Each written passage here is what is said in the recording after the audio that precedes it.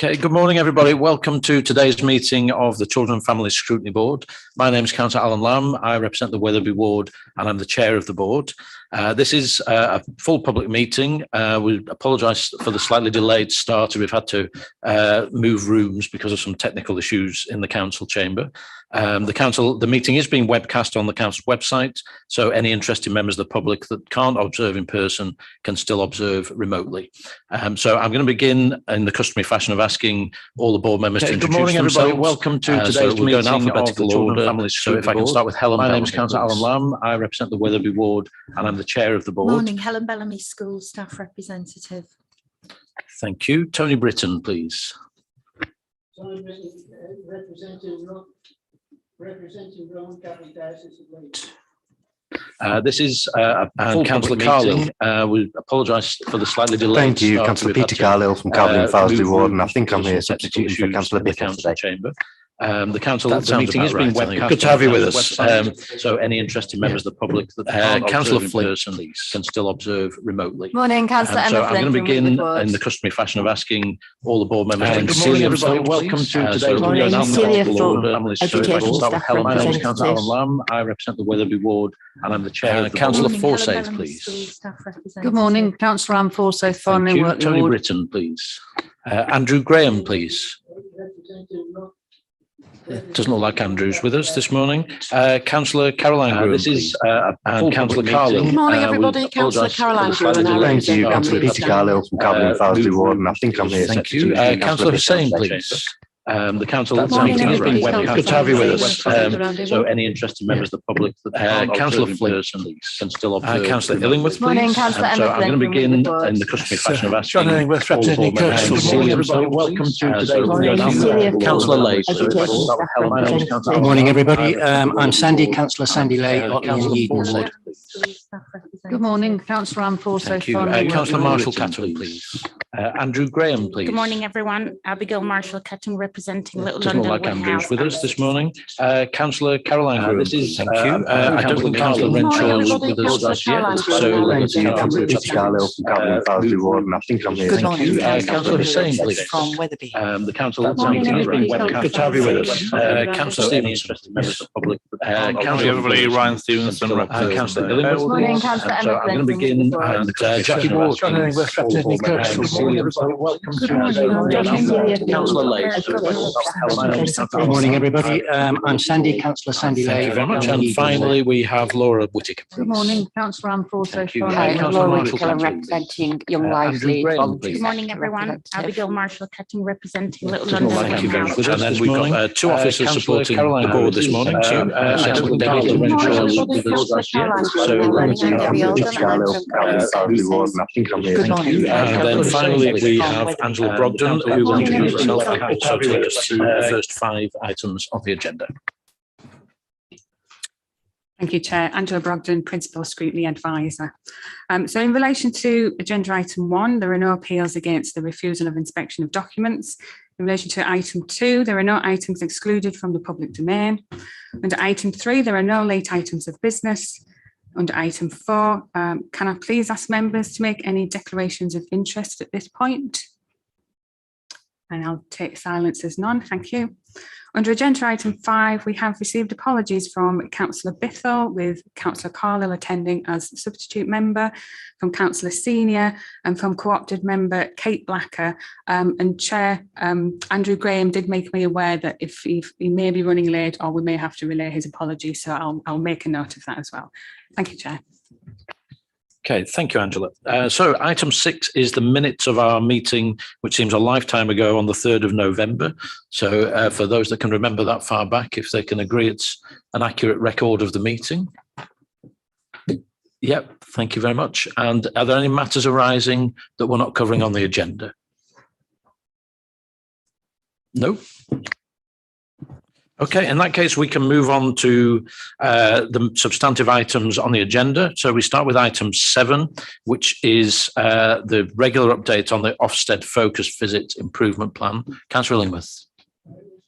I was going to say that I've read the papers for this meeting, which are quite a wodge. And if I retained every piece of information in them, I'd be a very clever person. Commonly we say, we assume we've read the papers. Actually, it would help me a lot if the officer would do a highlighting job, saying these are the key points, because it isn't terribly clear, particularly the budget, where we're going to be in 2 years' time. Okay, thank you. That's noted, Councillor Lingworth. There's always a balance to strike of making sure we've got all the information that we need and making sure it's not overwhelming. Councillor Lay. Yes, I agree, really. We have the new format that the council produced that says what are the main recommendations, etc. And in quite a lot of the reports, it says, please note the contents of the following report, rather than a brief summary of these are the main parts. So I agree with Councillor Illingworth, really, in that sense. It would help all members, not just in this group, in this board, but across all our committees, if it didn't say, please refer to the attached report. Particularly when there's 268 pages. No, I think they're fair points, well made, and I'll certainly pass that feedback on. So if we can get it into item 7, first of all, if I could ask Councillors Pryor and Venner to introduce themselves, and then Sal, Julie, and Ruth, please. Good morning, everyone. I'm Councillor Pryor. I'm Deputy Leader of the Council and Executive Member for Economy, Culture and Education. Hi, everyone. I'm Councillor Fiona Venner. I'm the Executive Board Member for Children, Adult Social Care, Early Years and House Partnerships. Morning, everybody. I'm Salim Tariq. I'm Director of Children and Families. Good morning, everybody. I'm Julie Longworth and I'm Deputy Director for Children and Families. Good morning, everyone. I'm Ruth Terry. I'm Chief Officer for Children's Social Work. Okay, thank you and welcome to all of you. So if I can invite Councillor Venner and Sal to introduce the report, noting Councillor Lingworth and Councillor Lay's comments. We certainly don't need to have the full report read out, but if you could give us the highlights, that would be really helpful. Thank you. Thank you, Chair. I'll let Sal do the highlights. I just wanted to do a really brief introductory comment that just to remind board members that after the Ofsted focused visit in the summer, we said that we would, every meeting of the Scrutiny Board, bring a summary of the work that we're doing on the action plan, which is on the Ofsted recommendations. So that's the purpose of the meeting, of the report. I chair the Recovery Board, which is, it's essentially about how the Directorate is recovering from the pandemic in the last 2 years, but it also incorporates the recommendations of the Ofsted visit. So in terms of governance, there's that board, and then Sal and I and Julie also meet regularly with Councillor Lewis and Tom Reardon. So this is a high priority for the council, the recommendations from the Ofsted report, and we're having we're regularly monitoring that at a senior level within the council. And I'll pass over to Sal to summarise the highlights of the report. Thanks, Councillor Venner. Is my mic working? Yeah, okay, good. So if you look on page 16 of the packet, just sets out, as Councillor Venner has said, that we would report back to this board in terms of progress. Just as a reminder, the focus visit was a 2-day visit. It was undertaken remotely, so people weren't able to engage face-to-face in it. It was a short visit. In that period of time, inspectors found no areas of serious weakness, but they did highlight 3 areas for improvement. One was the quality and consistency of assessments, the quality and management of site of supervision, and the quality and independence of audits. And in addition to that, one of the issues they raised with us but didn't make a recommendation about was the involvement of all 3 key safeguarding partners in strategy discussions. So in relation to recommendation, in point 4, we've set out the work that is being undertaken. In short, we've reviewed the training and development offer for social work staff in relation to quality of assessments. We have set out and brought in external support in the form of Professor David Shemmings, who we've done quite a bit of work with previously, and who's a renowned social work academic. And we've set out there the areas that David will be focusing on. We've also had the principal social worker deliver practice forums. They've set up some practice cafes to bring practitioners together to emphasise all of the training that people have previously had in supervision and the quality of that. And we've also brought in some additional capacity around practice support to support the principal social worker in that work. In recommendation B, again, very similar to the work that we're doing around assessments. It's about the consistency of high quality supervision. So again, refresher training for people as set out in that report. We've also put in place some actions around the front door, particularly around the response to referrals that come in and those that don't have an outcome within 24 hours. So those are now escalated and immediately dealt with by managers at the front door and recorded in the way that is compliant with the requirements. In terms of the quality and independence of audits, we had quite a high level of audit activity and reported that into Ofsted at the time that they came in.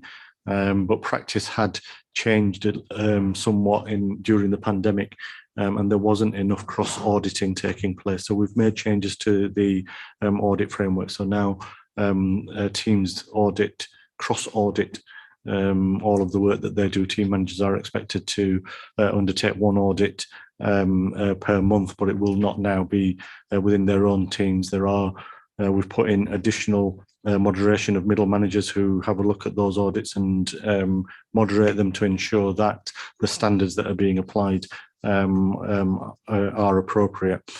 So again, all three of those recommendations are being dealt with in that way. I can go, we've got Ruth and Julie here if you need more detail in it.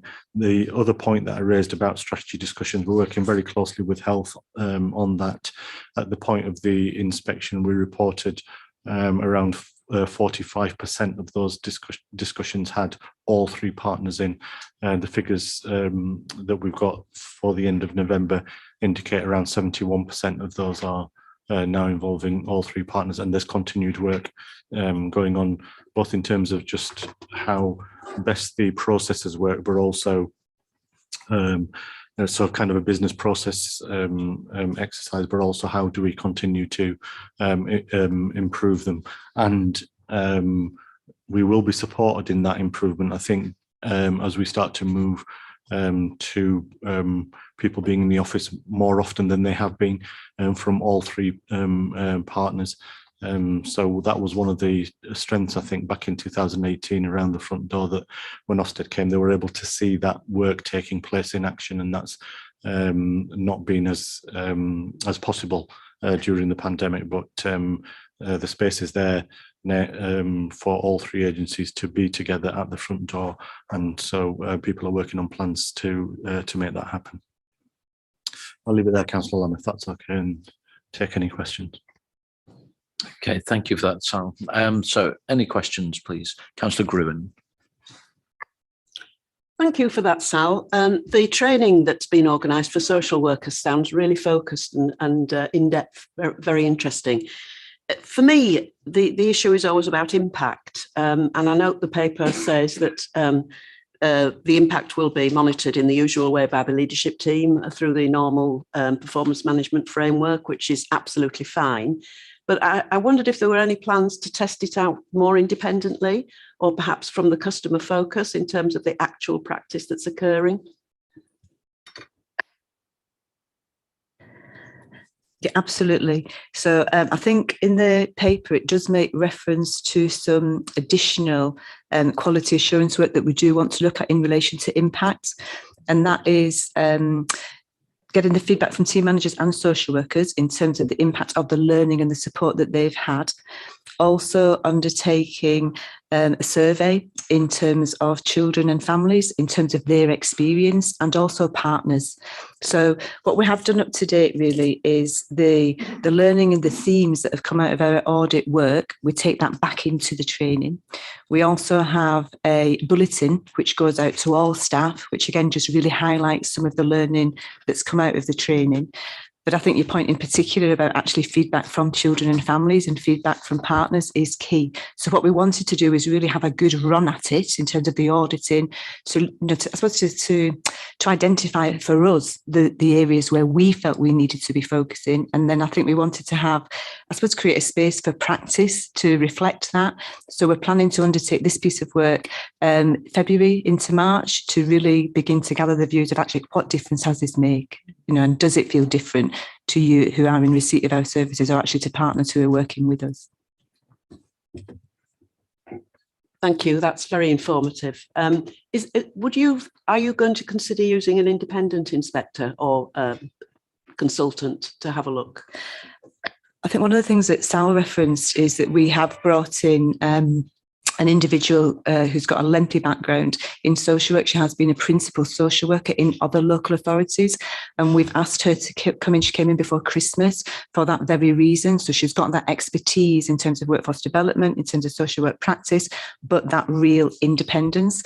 What she's been doing, and I think it makes reference in the report, is she's undertaken a number of thematic audits. So looking at assessments, looking at plans, looking at pre-birth assessments, strategy discussions, and then she's shared that both in terms of the training that's gone in for the staff, but also with the senior leadership team.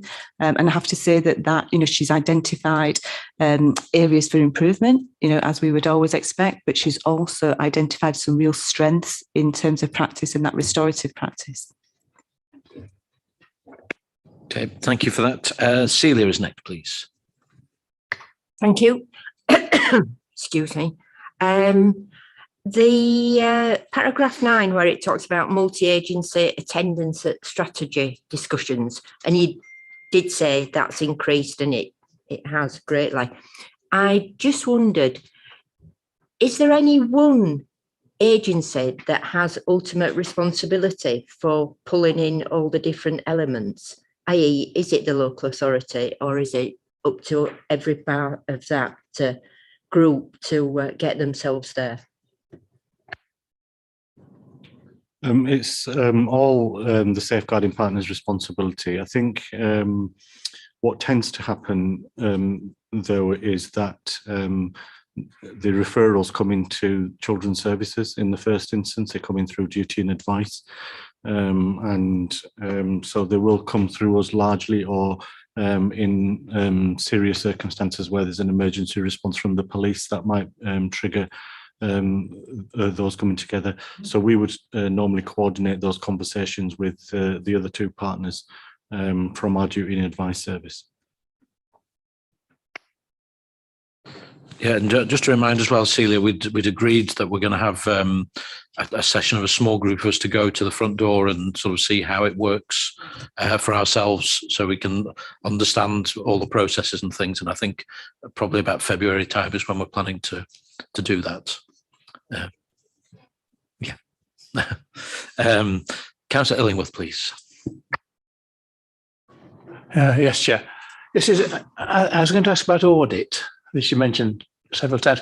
Would you agree that the audit function is changing at the moment? I'm conscious that a few years ago it was basically bean counting and costs and benefits at the outside, but now you're taking a much broader range of things into account. And that's a transformation that's taking place throughout the whole audit industry, in a sense, not just in social work. But is that what you sense, or do you see it differently? Yeah, no, I think that's a really fair comment. Historically, quite a lot of the audit activity that was undertaken was process related. Were the processes undertaken, were they done within particular timescales? And I think that can, what we found with that historically is that leads to processy practice in a sense, because everybody gets focused on getting the process done and getting it done within a time frame rather than the qualitative elements of it. So we have designed an audit process that is much more qualitative. We tend to work in a way that where if we're auditing, we engage the member of staff who's working with that family, and in a sense what we're asking them to do is to talk to us about 3 things that are going well in relation to a particular child or family that they're working with, and 3 things that they're finding challenging. And then we would say, okay, now can you reflect that back to us by showing us where this exists on the file, so that you don't drop the oversight on the processes, because they're there for a reason, and there is a discipline associated with them that we want to make sure is taking place. But quite a lot of the conversation then becomes about what's happening for that child and family, but also where it's possible, we try and involve feedback from children and families directly themselves on those cases. So could you use your microphone, please? Microwave. Gone off. So, okay. Yes. Is there any problem ensuring an adequate skill set among the auditors?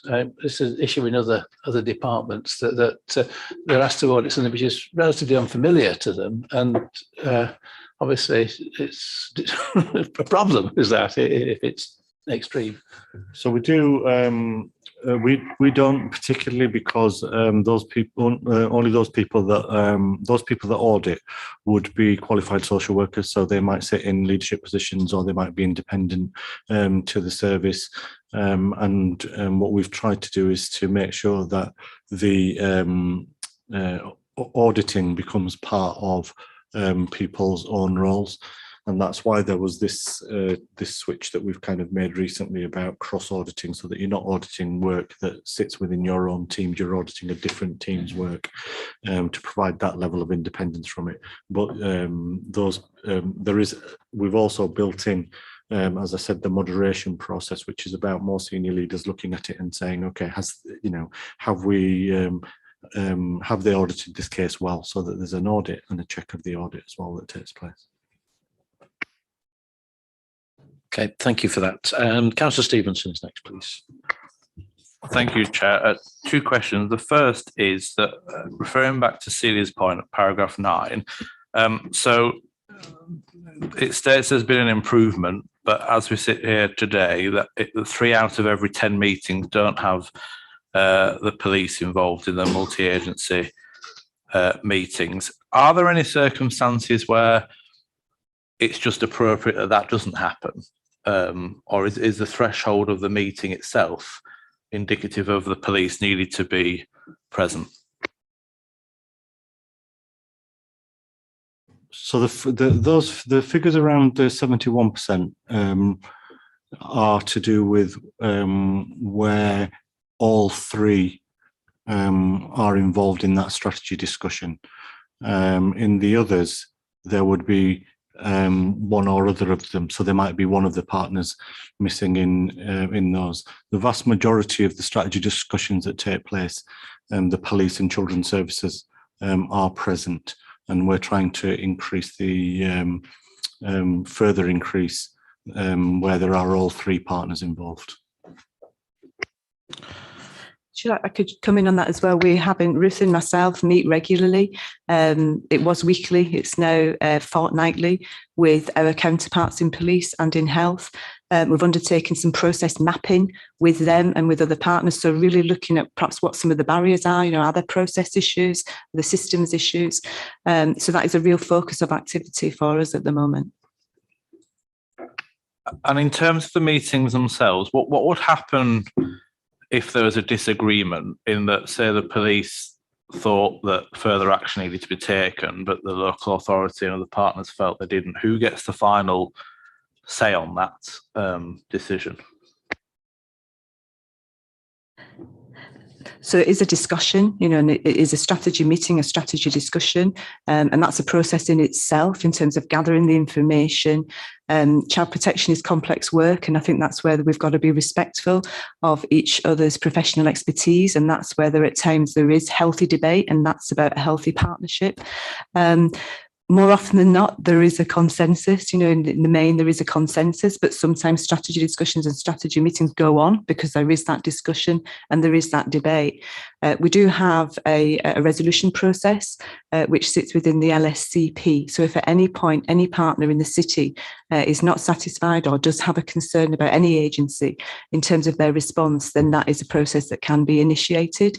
It's very, very rare because actually we do have good partnerships in Leeds, and actually, we are able to respect each other's professional judgment and reach a consensus.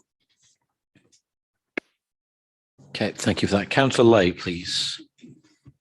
Thank you, Chair.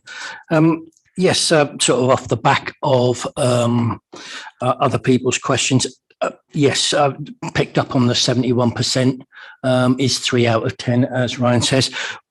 But to be clear, those 3 statutory organisations, yourself, I assume the CCG, is it when we talk about health, or is it a particular organisation within health? It's a broad range of health partners. I think that's part of the challenge, I think, in some ways, about who is the most appropriate health professional to be involved in a strategy discussion, and how easy is it to be able to get that health professional involved in that conversation within the 24-hour timescale that you've got. So, for example, is there a health visitor involved? That tends to be much more straightforward. But if is there a GP involved, that kind of stuff, they might be tied up with other things. So it is any health professional, but we try and seek out who the most relevant one is, and the health service have people working on who they can look at the records across the piece and say this is the right part of the health service that we need to latch onto for this particular discussion.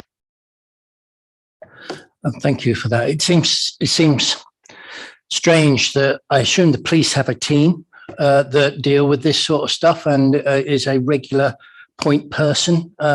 We have our own team that is a regular point. It seems strange that you need to get that health doesn't, and that you have to spend valuable time in that first 24 hours deciding who the best health professional is, rather than there being a single point of contact in health for this sort of stuff, and a single person or group of staff that are responsible to coming to these meetings. I think we all recognise it's really complex, and I think the health economy and partnerships generally is complex, but those are the very issues that we are unpicking in detail with our health colleagues and our police colleagues. So really looking at the systems that we've got in place, the processes that we've got in place, how we do triage, how those decisions are made, and actually whether there's a much more efficient and effective way of going about that. And there will be recommendations which we will put forward in terms of a model. Just as you've said, there's various models that exist across the country, really, in terms of how this is handled. So again, we're looking at best practice elsewhere. There is a piece of work that's going on across the region, which has been led by police, who are looking at their interface between front doors in West Yorkshire, and we're plugged into that as our health colleagues. So you're absolutely right. That's a real focus of our attention in terms of, how are we doing it currently, but how might we do it differently to make it more efficient and more effective? Can I come back? Yeah.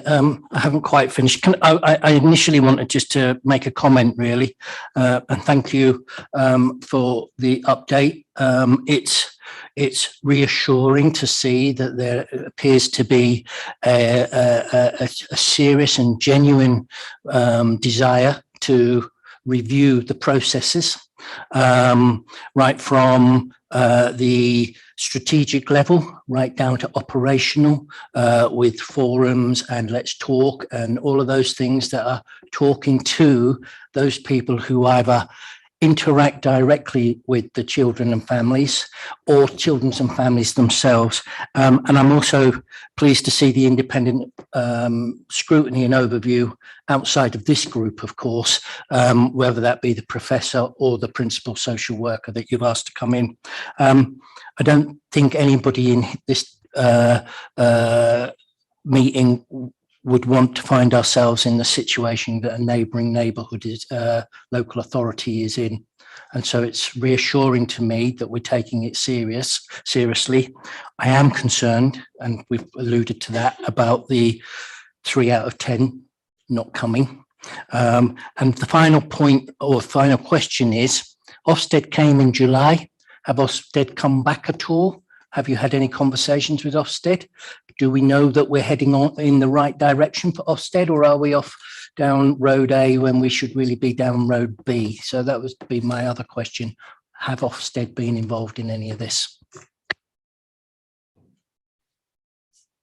So they've not been back in.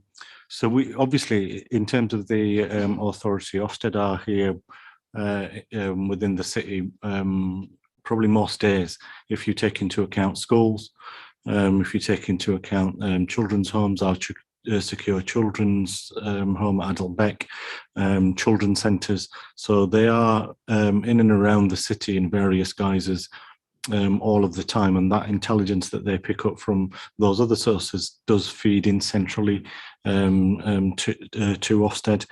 In terms of the framework within which this focused visit took place, it's known as the ILACS framework, which where there are these shorter 2-day visits, but actually the full and graded inspections take a longer period of time, so they will happen over a period of weeks, and you'll have a significant number of inspectors that come in. So we haven't had a further one of those inspections at this moment in time. Following the focus visit, Tom Reardon and myself did speak with our regional Ofsted colleagues in order to just give them some feedback about the plans that we had in place, both in relation to the recovery board and the areas that we're focused on here. And our sense and feedback from that meeting was positive.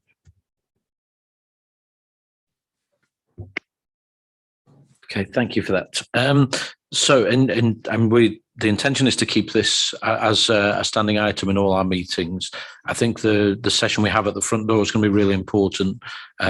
Personally, I feel that we really need to get our heads into understanding exactly what happened and the processes involved in all of this, so that and it will make it easier for us to monitor and perhaps make suggestions ourselves going forward. So that should be organised in the next month or so, but we'll keep monitoring this as we go forward. Okay, so if we can move on, please, to item 8. We have certainly Shaheen and Tim, I think, joining for this section, and Chris as well.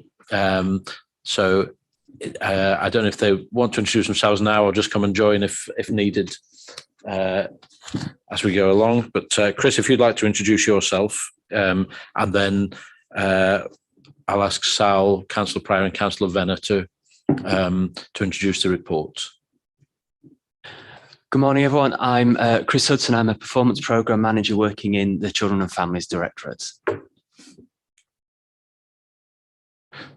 We should have Shaheen as well, please.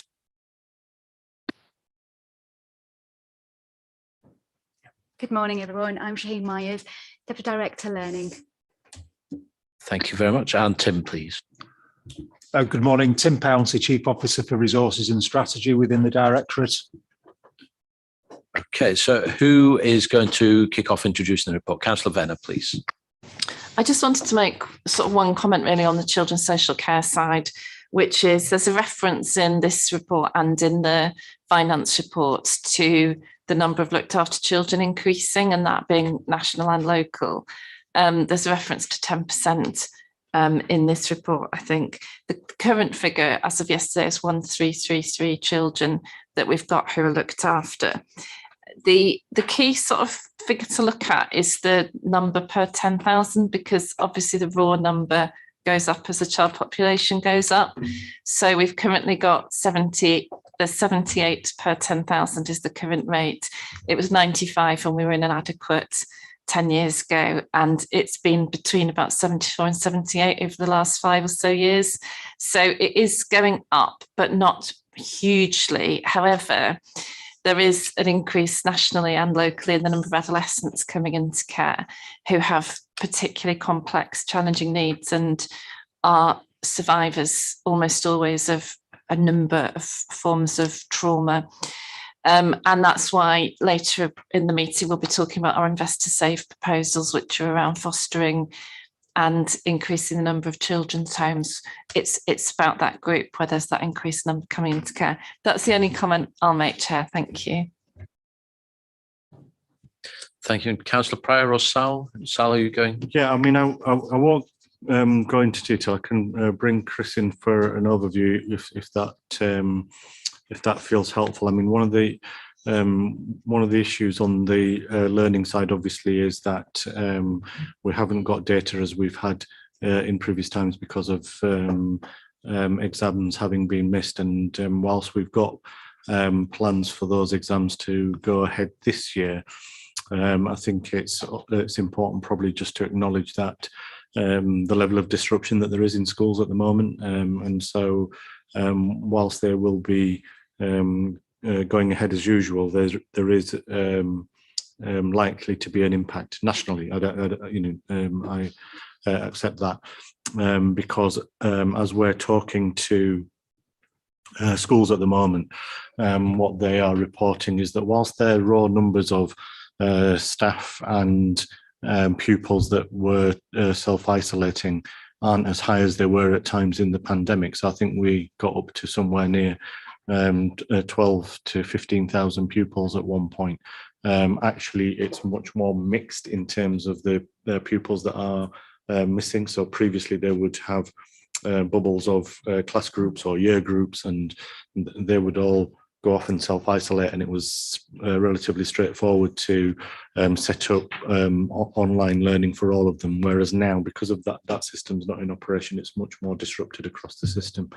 And staffing levels are particularly challenging. I think in the last week or so, in my conversations with the Department for Education, where some concerns around 4 primary schools, none of whom have closed, but are really stretched in terms of being able to manage the complexity of who's in, who's not, online face-to-face learning and staffing across the system. So the sense we're getting from head teachers is of being under tremendous pressure. And whilst in general terms, what we're seeing is a leveling off of the reduction. It is still reducing in terms of the Omicron rates, but rates for children under 12 are, and obviously there's not a vaccination program there, so the rates are still quite high for that group. So that is continuing to create disruption. So I just want to say that in terms of context of some of the reports that we've got here. Okay, thank you, Sal. And Chris, is there anything? Councillor Pryor, and then I'll bring Chris in. Just further to what Sal was talking about, particularly in Appendix 3, as Sal says, that data goes up to 2019, and on most of the metrics we were making steady progress prior to the pandemic. And I know this board has taken a keen interest in the past on exams. Obviously, there were no exams in 2020. There were obviously the cancelled exams in 2021. We're very optimistic that exams will be able to go ahead as normal as possible this year. But I think it's fair to say that the disruption over the past few years is going to have a huge impact. Not only have there been the lockdowns, there have been, as Sal's talking about, that disruption. And I think it's important to remember that over the past few years, we've all been in the same storm, but we've been in different boats. Each school, each child has had a different experience of lockdown. When you talk to some head teachers, this was perhaps earlier on, it was very much their focus was making sure that children were fed and had brushed their teeth and had woken up at a reasonable time. Whereas then in perhaps more affluent areas, you know, it was which worksheet do you want? So over the past few years, children have had such a different experience.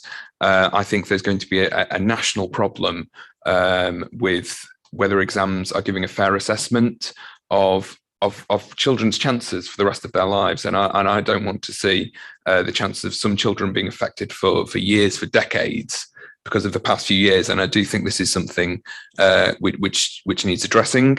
I'm not sure I have all the answers. I'm not sure anyone does right now, but I do think it's something important to focus on, and that's something I'll certainly be working on, and I would certainly welcome input from Scrutiny Board on that as well. Okay, thank you for that. Chris. Thank you. My plan was just to draw attention to a couple of highlights within the report rather than diving down into too much detail, and then hopefully be able to answer any questions that might occur.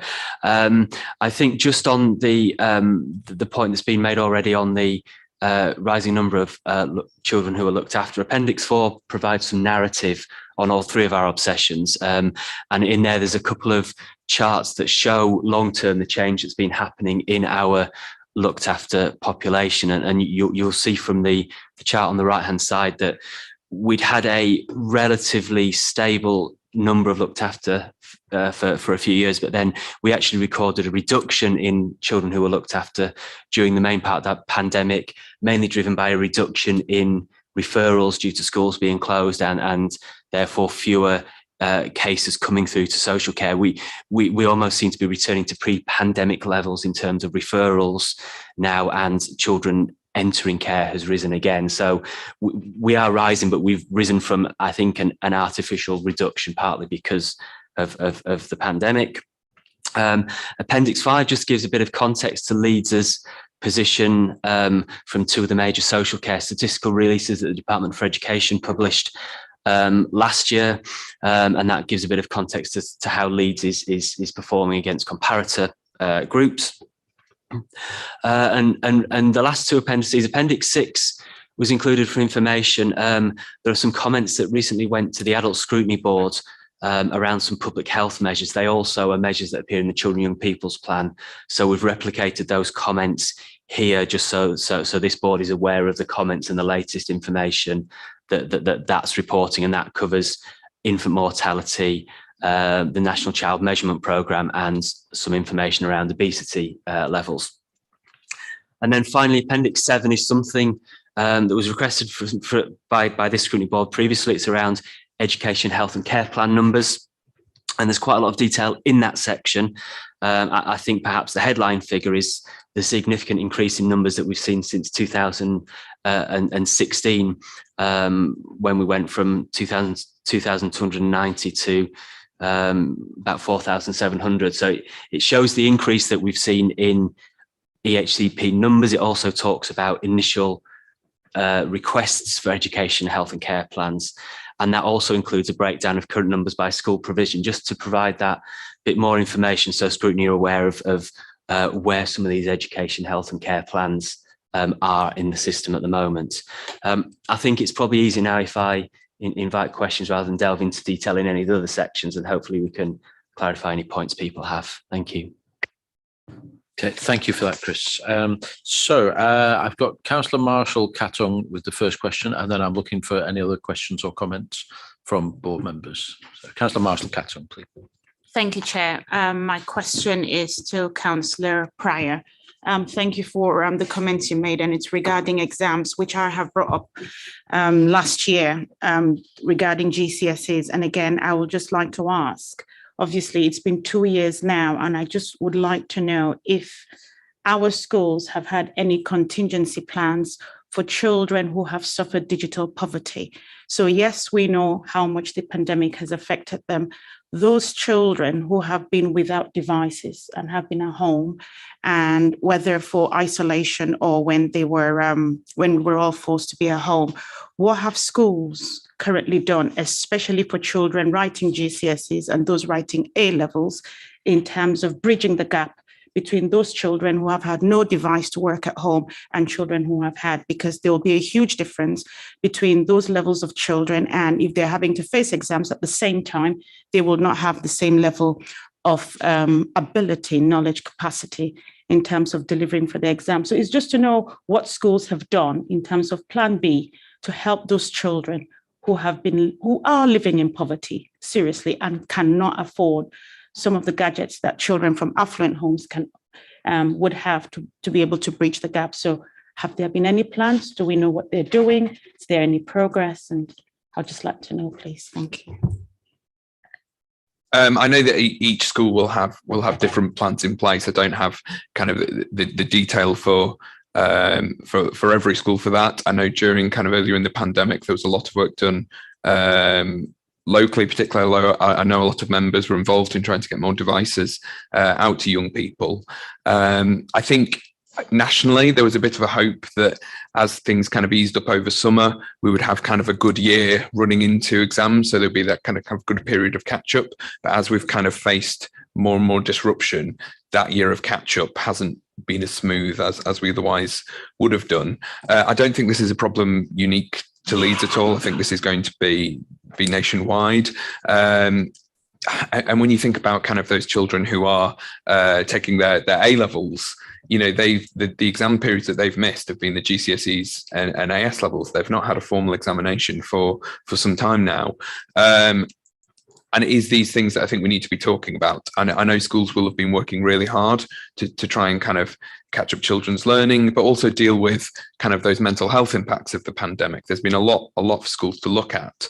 But I do think there needs to be take a national view on this, because sometimes some learning just can't be caught up in that short space of time. As much as schools have been working to try and kind of bring kids through, some of that's impossible. So I think kind of there needs to be a judgment call made. Okay, thank you for that. Councillor Carlow is next, please.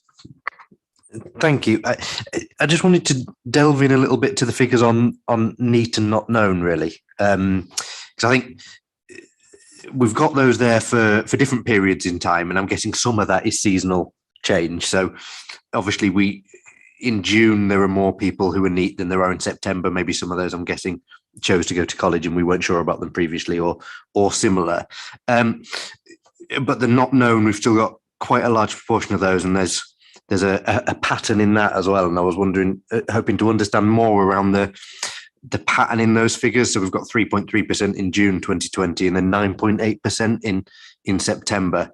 That might be due to reporting practices and dates. But then further in the report on that issue, there were what appear to be some real successes around the not known status of particular ages. So age range 16, for instance, that do look really promising, but our figures are a bit stubborn. In there are still quite a lot of young people that we don't know what their status is. Many of them may be leading perfectly happy and fulfilled existences, and many of them may need no support whatsoever. So it's unfortunate that we're reporting those and they become part of the NEET statistics. I just wondered if I could have just a bit more information on who these cohort are that we're struggling to reach a bit, because I know we've certainly had some progress, and maybe around those patterns of time, why the figures fluctuate so much.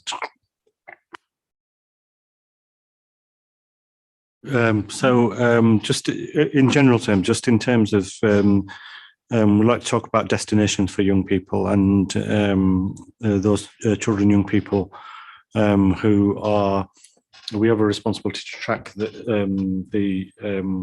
where those young people are in terms of education, employment and training. And there's around 18,000 children and young people that we would track at the ages of 16 and 17. The information about where those young people are come from a variety of sources. So they will come through schools, colleges, post-16 providers, training providers in the city, but also from bordering local authorities.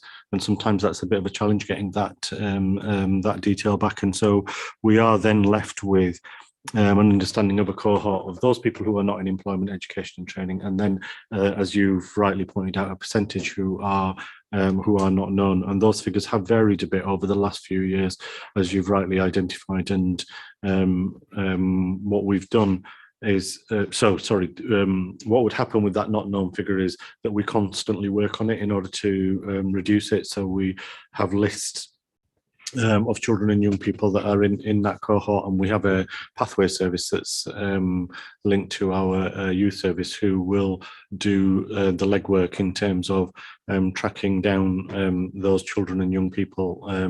So there are a series of actions that we're taking in relation to continuing to try and improve that. Some are around how we capture the data. There's something about relationships with careers leaders in schools, so that we're getting the most up-to-date and accurate information coming into the service. And we have done some business process mapping recently to try and improve how the overall process works, and we're putting some additional capacity into post-16 and NEET. In the coming months, we're going to be recruiting someone to coordinate the whole of the work in one place. So I'm hopeful that we will we'll continue to see an improvement in the figures that you identified.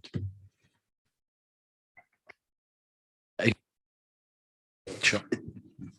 Okay, that makes sense. So I'm guessing we'll always have that spike probably in September, because we're waiting then for all that information to come in from a variety of sources. And so it's hard then to make that comparison. So I wondered just then, on that work you were doing for because our not known is a reasonably high number, the more we know about those individuals, is it highlighting anything? Because I think then that not known, if it turns out that we don't know, but they've been going to a college and we get that perfect information, they've got a destination, that's absolutely great.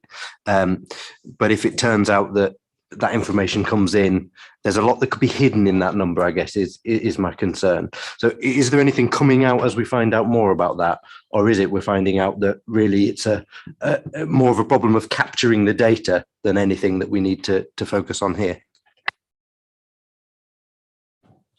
In terms of the not known information, as you say, as information is collected and we become aware of what a young person's status is, some of those young people will be NEET, some of them will be in employment and training. So that will feed into the NEET figures. For all, and there will just be some young people who we are unable to contact. Perhaps they've left the city, for example, and we're unable to get their details. So there are some absolutely people whose whereabouts we don't know as well. But for everyone that we do have a record of on the system, we will have certain amount of information about where they live, their background, what schools they've been to in the past. So there is a picture that can be built up. But we when not known, as you say, covers a multitude of not known issues. But the sooner that we can work through those and contact young people and find out their position, that gives us a more reduces the not known figure and obviously gives a more accurate NEET figure, and any information that falls out of that can then hopefully be used to support those young people into sustained employment or training. One of the reasons we use the pathway team that's linked to the youth services, just because of their expertise in engaging young people. So they're much more effective than some of our other statutory services in some ways that young people don't want to have anything to do with sometimes in these cohorts. So you've got the youth work service that sits alongside it. So it is partly about that, your point about this gives you the data so you know what you're dealing with, but then you've got lists of names that you can be working on. And part of it is working on that data to establish whether they are in employment, education or training. Some will be, some won't be, but that gets them out of the not known list. But the other part of the work is for those that are and that aren't in employment, education and training, is to engage them to see whether we can get them a positive destination. Okay, thank you for that. Celia's next, please. Thank you, Chair. Just looking at the EHCPs, and there's certainly been quite an increase in some. I was wondering about the further education sixth form HE part. Don't know if you can tell me from the information you've got, but does that happen usually when the change provision? Are they requesting it then?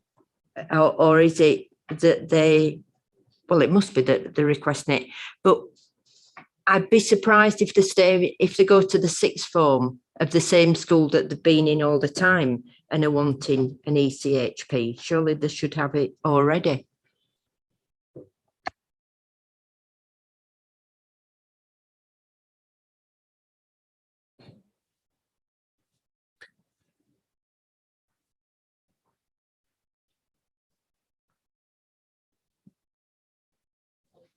That's okay. Do you just want to introduce yourself, please? Hi, I'm Val Waite. I'm Head of Learning Inclusion. Apologies, Celia, I didn't understand your question. Do you want to just repeat the question for me? Yeah, it's when the further education, have you got the table there? Yeah, it's on page 45 of the report. There seems to be an increase in ECHPs at that level. And I'm just surprised if they're moving to the sixth form of the same school, are the schools suddenly deciding that a pupil student needs an ECHP? I could understand it if the majority of that a pupil's changing provision, moving on to a separate sixth form or further ed at Leeds City College. Have you got the information that can distinguish between those? Yes, so the majority. Could you put the microphone on, please, Val? Thank you. Sorry, the majority of cases are exactly as you've said. They're young people that have actually been through the education system and have been supported all the way through the education system that might have had FFI funding. But when they are making those choices and the conversations that take place really in year 9, which are about destinations and what's going to be the appropriate pathway for that young person, sometimes to actually get the additional support that they need in external providers, college places, outside of just the straight school system, you need an education, health and care plan. So the numbers there, we are seeing an increase, and that's particularly when you look at the national figures. Leeds have a higher number of young people at that particular age that are requesting an education, health and care plan.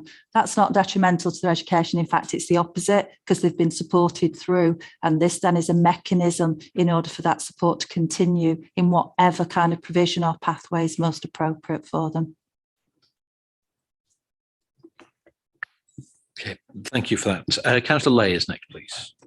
Thank you. Just a couple of queries, really.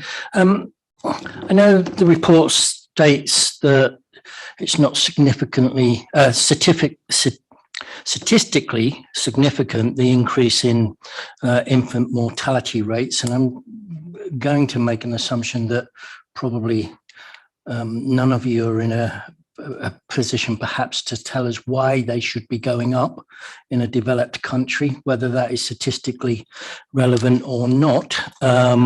We currently have a rate of 5.1 per thousand. That's one child every 200 live births. That seems quite high to me for a developed nation. It would have been, and I had a quick look to see what the narrative that is discussed around that, and it doesn't really say, do we think it's COVID? And late presentation, I don't know. And it's difficult without a healthcare professional here whose job that is to, for you to comment on that. But I thought it was important to raise because we know that our mortality rates as a nation still remain stubbornly high when they should be much more in line with our European comparators. The other area I wanted to really flesh out, I'm not used to seeing lots of red on our council reports, but on page 33, Appendix 3, under the attainment summary, I realised that the data is 2 full years ago. But could someone talk me through? There's a lot of trends that look like Lib Dem bar charts, to be honest. They're really going up high, and then we're still in band 3. We're still in band D. So are we just not improving quickly enough compared to our comparators? But if someone could sort of talk through attainment, there is a lot of red there, and I'm not used to seeing that really. To be fair, Councillor Lay, I'm pretty sure these have got some basis in reality.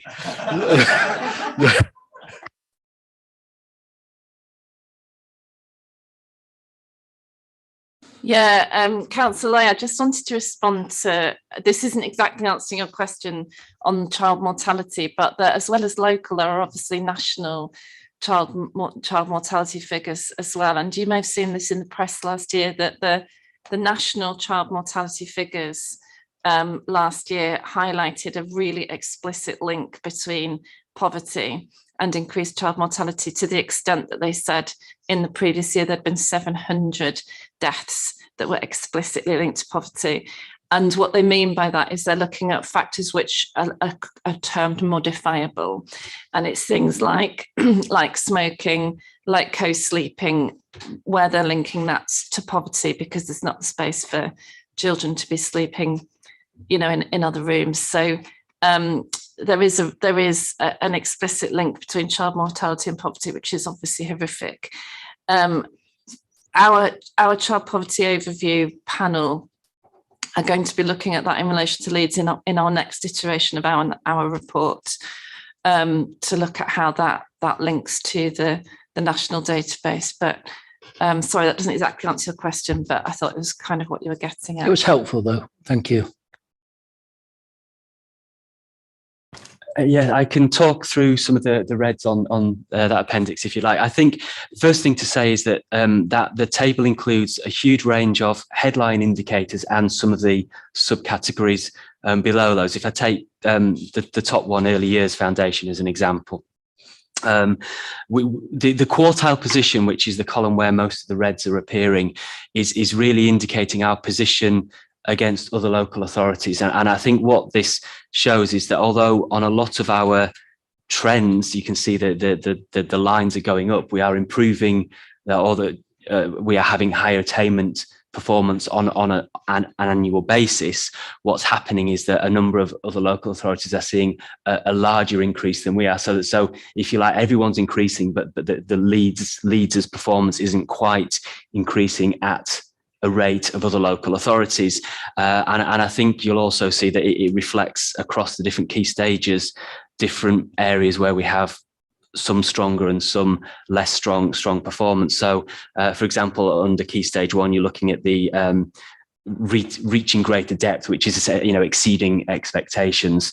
The performance there, again, we're seeing an increase, but we're still not increasing at the rate of some local authorities on that. So we've tried to include that to really explain the complex picture that we've got there, and the fact that we have very different changes going on at the different key stages. And I think, Shaheen, would you like to come in as well?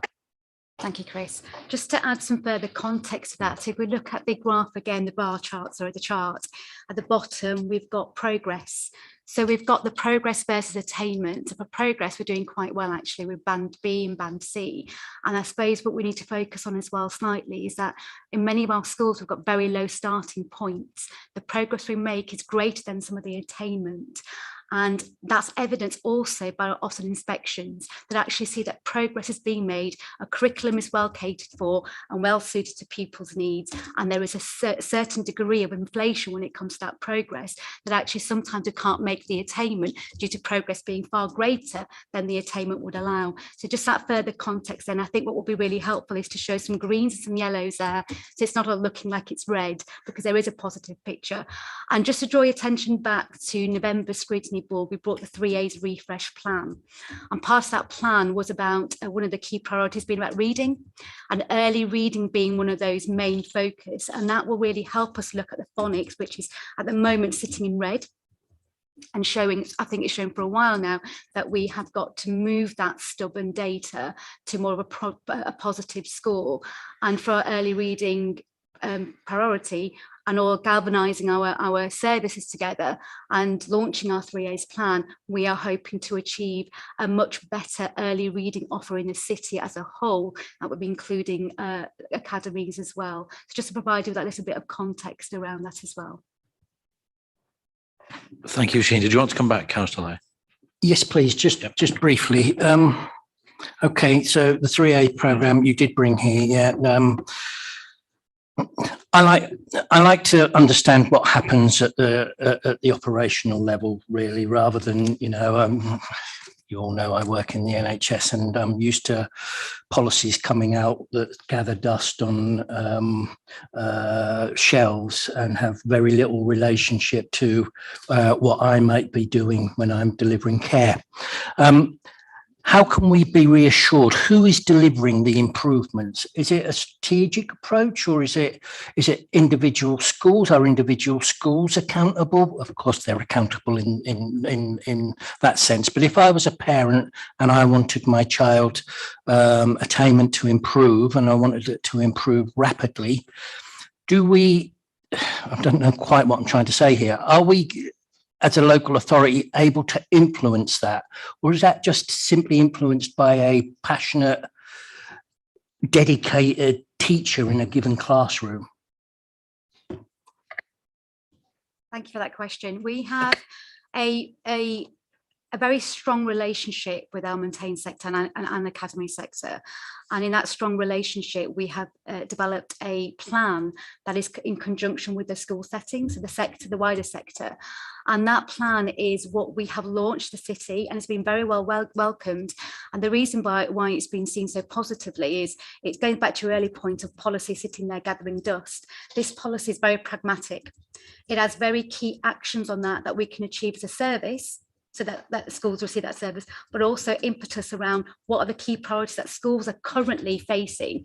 And that is aligned with the Ofsted inspection framework. So what we're seeing is a very positive inspection regime, which started again last September, and many of our schools securing better outcomes and good judgment based on some of the support that we're also offering, but some of their own improvement drives. So that hand-in-hand support, the network around the strategy and how we're going to achieve that is very much a case of our service, the efficiencies from us, and what we can do with supporting the school development plans that sit within their own settings.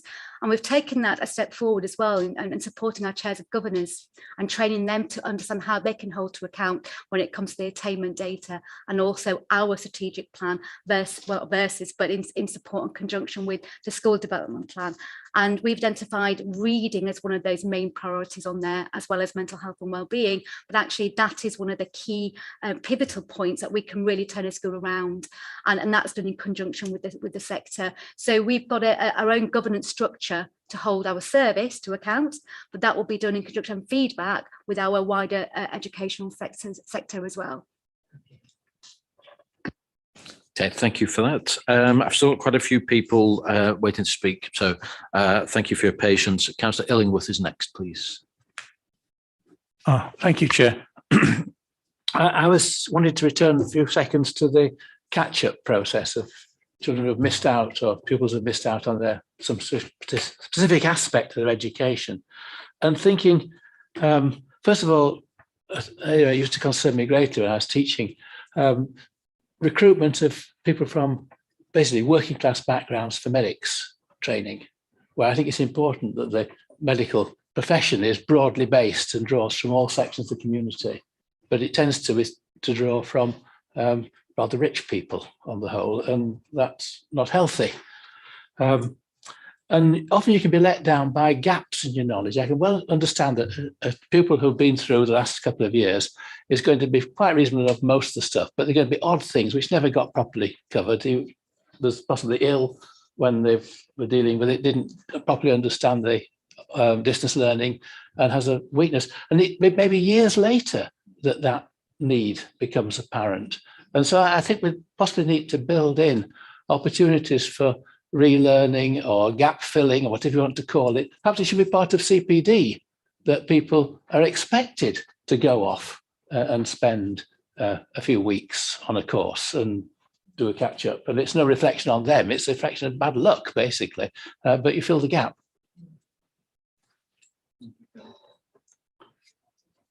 Thank you for that question. We've got, as the system works at the moment, they do a gap level analysis. So they look at the gaps, and they've got a very stringent assessment processes. Schools have that, and we have a national one as well. So we look at the attainment gaps and where we can plug those gaps. Obviously, in terms of COVID, the gaps have widened. So it's knowing what the children know now, and how we can fill what we call the concrete subject knowledge. So how can we ensure that those gaps in subject knowledge as a base minimum are covered? So there is an overlearning in the curriculum, there is going back over, and there is that key concepts that need to be covered throughout the different years, and that also includes high school as well. In terms of what you're talking about, aspirations, different schools have those aspiration programs to ensure that actually we have a representation in terms of a workforce development, and those opportunities for them then to take that path into degree or so on and so forth, whatever their destination, what they will wish it to be, really. So there are those opportunities, especially now more than ever, to overlearn, cover the key gaps, and ensure that we are supporting them in terms of that attainment and progress, and then those further destinations. So it brings into play the careers guidance and those pathways, and ensuring that actually the options are there. Now, what we've seen last year from the centre assessed grades is that actually, due to inflation, some of our pupils had far more options than they had on previous years, and were able to take, multiple different pathways, and that's also played into it. We may not see that this year because we're going back to the formal exam process, but we have seen some further opening up opportunity, and that then will just filter, just has a ripple effect on the community and their peers, etc., seeing that they are taking different pathways, especially into university. Yes. CPD training, because it took me, there's an opportunity in CPD to broaden the base, as it were, and to make it the normal thing that you did with a gap filling, and without it being a sort of reflection on yourself. Or, yes, yeah. Yeah. So we have a Leeds for Learning training offer to our schools. Our schools have a service level agreement where they can receive bespoke training, or they can receive local, regional, national training. And that is all about the attainment gap and ensuring that you have got appropriate curriculum to meet the needs of those pupils, but also to meet the needs of those gaps. So assessment has been a key focus on all of our training offers, really. And that's what schools have been crying out for. How can we ensure that we're plugging those gaps, and for different starting points of different pupils as well, and for pupils who arrive out of the country. So that's been quite a heavy focus in terms of our CPD training offer to schools. Thank you very much. Thank you. Okay, thank you for that. Councillor Gruen next, please. Thank you. I'd love an opportunity to do 3 weeks CBD, Councillor Illingworth. Bring it on. Lovely. My point follows Councillor Marshall Katung's point, actually. It's related. I completely accept that children without devices were obviously disadvantaged during the pandemic in terms of learning. But the reality is that most schools did eventually get a device out to every household, if not every child. And there were alternatives to using devices offered by schools as well. I think the issue for me is more about parental support and routine during that period of isolation and 3 lockdowns and bubbles collapsing and so on. And I'm actually really disturbed by the number of students and children who didn't engage at all in any of that remote learning, not necessarily because they didn't have a device, but because they were not encouraged through routines and parental support and so on to see it as an important thing. And inevitably, those children do come into the disadvantaged bracket. So my concern is that that gap between the advantaged and the disadvantaged has become very wide indeed. And for those who were engaging with the learning and were fully supported and did return to school and got into the routine again, I have no doubt they will recover because children are resilient, they're programmed for learning. I'm sure that over a period of time, albeit a bit longer than we might like, they will catch up. It's the others that concern me, and this gap, as I say, between the advantaged and disadvantaged. And as far as I can see, schools are working from national guidance, but they are just putting their own catch-up programs in and doing what they believe is right for their cohort of children. Is there anything that we should be doing about that? Because will those children who have been disadvantaged in that way over the 3 lockdowns and the collapsed bubbles, will they ever catch up, do you think? Or is there anything that we could do to assist with that process? I mean, absence, we haven't got absence figures or attendance figures rather for the current period, but the reality is that attendance has gone massively down. It's been muddied by the COVID symbol that they use for supposed isolations, but children's time at school has been much reduced and still is. So we've seen a national tutoring programme that has been launched out, and that was launched quite a while ago. And there's been variability in schools' involvement and engagement with the national tutoring programme. What schools do, they're very pragmatic. They obviously know that there's been difficulty in parental support in some instances. So in terms of their own guides for parents, their daily check-ins with parents, they've gone above and beyond that. And what they're including now are ranges of tuition themselves. So many teachers are now supported to have further tuition sessions with pupils identified as missing out, that they're missing out from their period of lockdown education, or missing out generally in terms of identify those gaps that we just talked about from an assessment point of view. So the schools have their own systems and processes, as well as a national system to draw upon to allow them to give extra booster sessions, one-to-one programs, and also some group programs as well. And that's part of each school's school development plan. It's a key priority. They also receive pupil premium funding for that, and they also have received some COVID funding as well to address those very issues that you've identified, right, and rightly so. There is a disproportionate gap. There will be a gap that's grown wider, and there will be some time for us to recover from that. And it won't be a quick fix. I think Sal pointed that out earlier, and said to Councillor Pryor, the quick fixes around it won't be 6 months or a couple of years. It will take longer than that in the system. But what we can do is to ensure that in our conversations, that priority remains. Our gaps been identified every year. So the curriculum matches the needs of those pupils at that given moment in time. And that's what's quite important. So in our strategic conversations, that features heavily. And in terms of what schools need and want, that's also part and parcel of that as well. Just to add to that as well, and Jean's absolutely right on all that, and it's right that this is a focus for schools. Parental involvement is obviously a huge factor. As you say, there were 3 lockdowns. It's going to matter kind of what your parents were doing during lockdown. Were they working outside the house? Were they working in the house? But there's so many other factors too. When you look at kind of housing, which is going to be linked to poverty, if a young person was in a house with no outdoor space, how's that going to affect the child's mental health? And then the child's mental health, how's that then going to affect their ability to learn? If you look at things like whether the child even had siblings, if you're in lockdown for that extended period as an only child, did that child potentially miss out on some of that really essential socialization that children will get from schools? So there are so many other factors which aren't necessarily from the learning, but will have a massive knock-on effect to the learning. And that's exactly why schools are looking at this in quite some detail, but you're absolutely right to highlight it.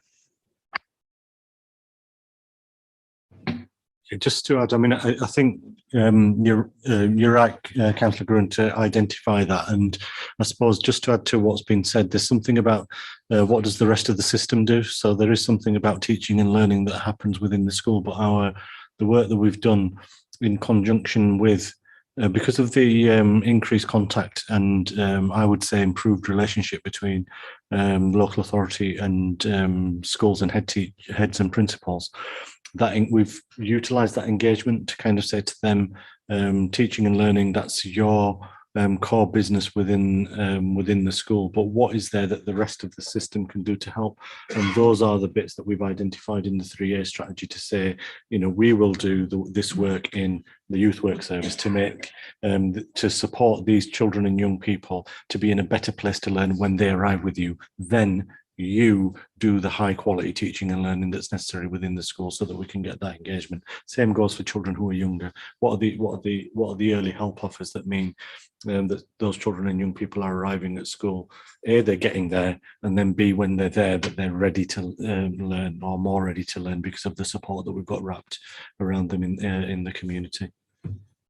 I think that's a really important point, and I completely agree that what services such as the youth service can offer is tremendous and make a huge contribution to what happens at school as well.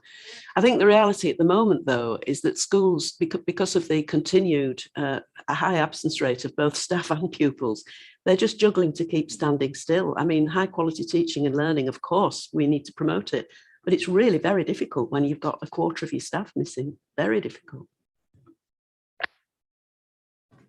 Okay, thank you for that. I've still got a few people wanting to come in. We will take a break when we get to the end of this item, but I don't know what to stifle. It's some really important things that we're covering here. So Helen is next, please. I just wanted to say really that it sounds like the council have got really good and thorough plans to try and help those children to catch up, and looking at the processes and not looking for quick fixes, because, you know, just comparing, I know it's a huge job, but comparing that to, you know, a role within a school, you can quickly make things look better, but they won't continue to look better unless you do a proper thorough job. And you know, it seems that you know, schools are looking at children where they are and what they need. And I know it is difficult in light of all these absences. But the other thing I wanted to ask was going back to Councillor Marshall Katung's question around devices and learning, given the sporadic nature of absences now. Are the council aware of how schools are dealing with these absences and enabling children to continue learning when they are not at school, and whether it's devices that they need or internet access, or schools actually, I know schools have not got much money, but funding data for parents' phones so that children can access things that they wouldn't ordinarily be able to access, to prevent those gaps widening. I think schools have become accustomed now to their sporadic attendance and the different variants, and are now au fait now with their own systems and processes. So on day one absence, those devices will go out if they know that there's self-isolation period, and that checking of the homework. So much of it is now done on the device. It's done via different systems on the device, so there can be live check-ins with that work that's currently happening. So there are systems there to ensure that we are having as much live-based teaching, but also the face-to-face teaching, but also on the devices, we also have that access to live teaching. And if we can't, what systems do we have on that? So many people use Google as an example, teaching tool, in order to have that live marking and feedback. Now, going back to earlier points, there's difficulty when there's a staff absence. So the work is either collated on a daily basis or collated on a weekly basis, depending on the level of absence from the child, really. So there are those mechanisms put into place, and they've also developed their own policies regarding the hybrid learning as well, in terms of the catch up and the curriculum plan. So all of that ties together really in a more coherent offer, I would say now, this time around, than it was previously. And schools are really ready to engage and to support the pupils as it's needed. We don't collect citywide data for that, because there wouldn't necessarily be the need for that unless those schools were to reach out and say, we are feeling that we've got some pinch points or pressure points with devices or funding. Now, schools have received DFE funding to allow them to not only to get the devices ready, but also to look at their own online learning systems. What do they have in place which can't replicate that face-to-face teaching, really? Okay, thank you for that. Councillor Renshaw, please. Thank you for your patience. Thank you, Chair. Sorry for my apologies for being late as well. It's due to the traffic. First of all, I'd like to go back and ask if the NEET figures are always done in percentages. Would it be possible, and we've asked year on year for this, to have the actual figures written into our reports? Because it doesn't always reflect the, position that we're actually in. And are there any specific areas of the city that have got wider gaps within NEET figures than other areas? Are there any pockets within the city? And then I'd like to thank Sal for mentioning the youth service, because it's continued throughout the whole of the pandemic, giving that continuity to those people, young people who really needed that support. So, and academies and local authority schools, is there any difference between the way that they're delivering or have delivered throughout the pandemic and results, their exam results at the end? My list has just grown longer as I've gone through. And the early help education healthcare plan, I just wondered if you're working with the families as well as the schools for the needs of the child, because quite often the needs that the parents are aware of are not always built into those plans. And then for them to progress into further education or higher education, there are some resources and some colleges that do take into account those needs. so that they can go into higher education. And then I just wonder if there were anything that had been delivered to childminders, because quite a large number of key workers have obviously been taking their young children to the childminders to be looked after. And I just wondered if any resources have been delivered to childminders to help with the young people who they were having to do the catch-up work with. And then the ones who will have entered school this year, this academic year, obviously they're the pandemic children who have got very few social skills.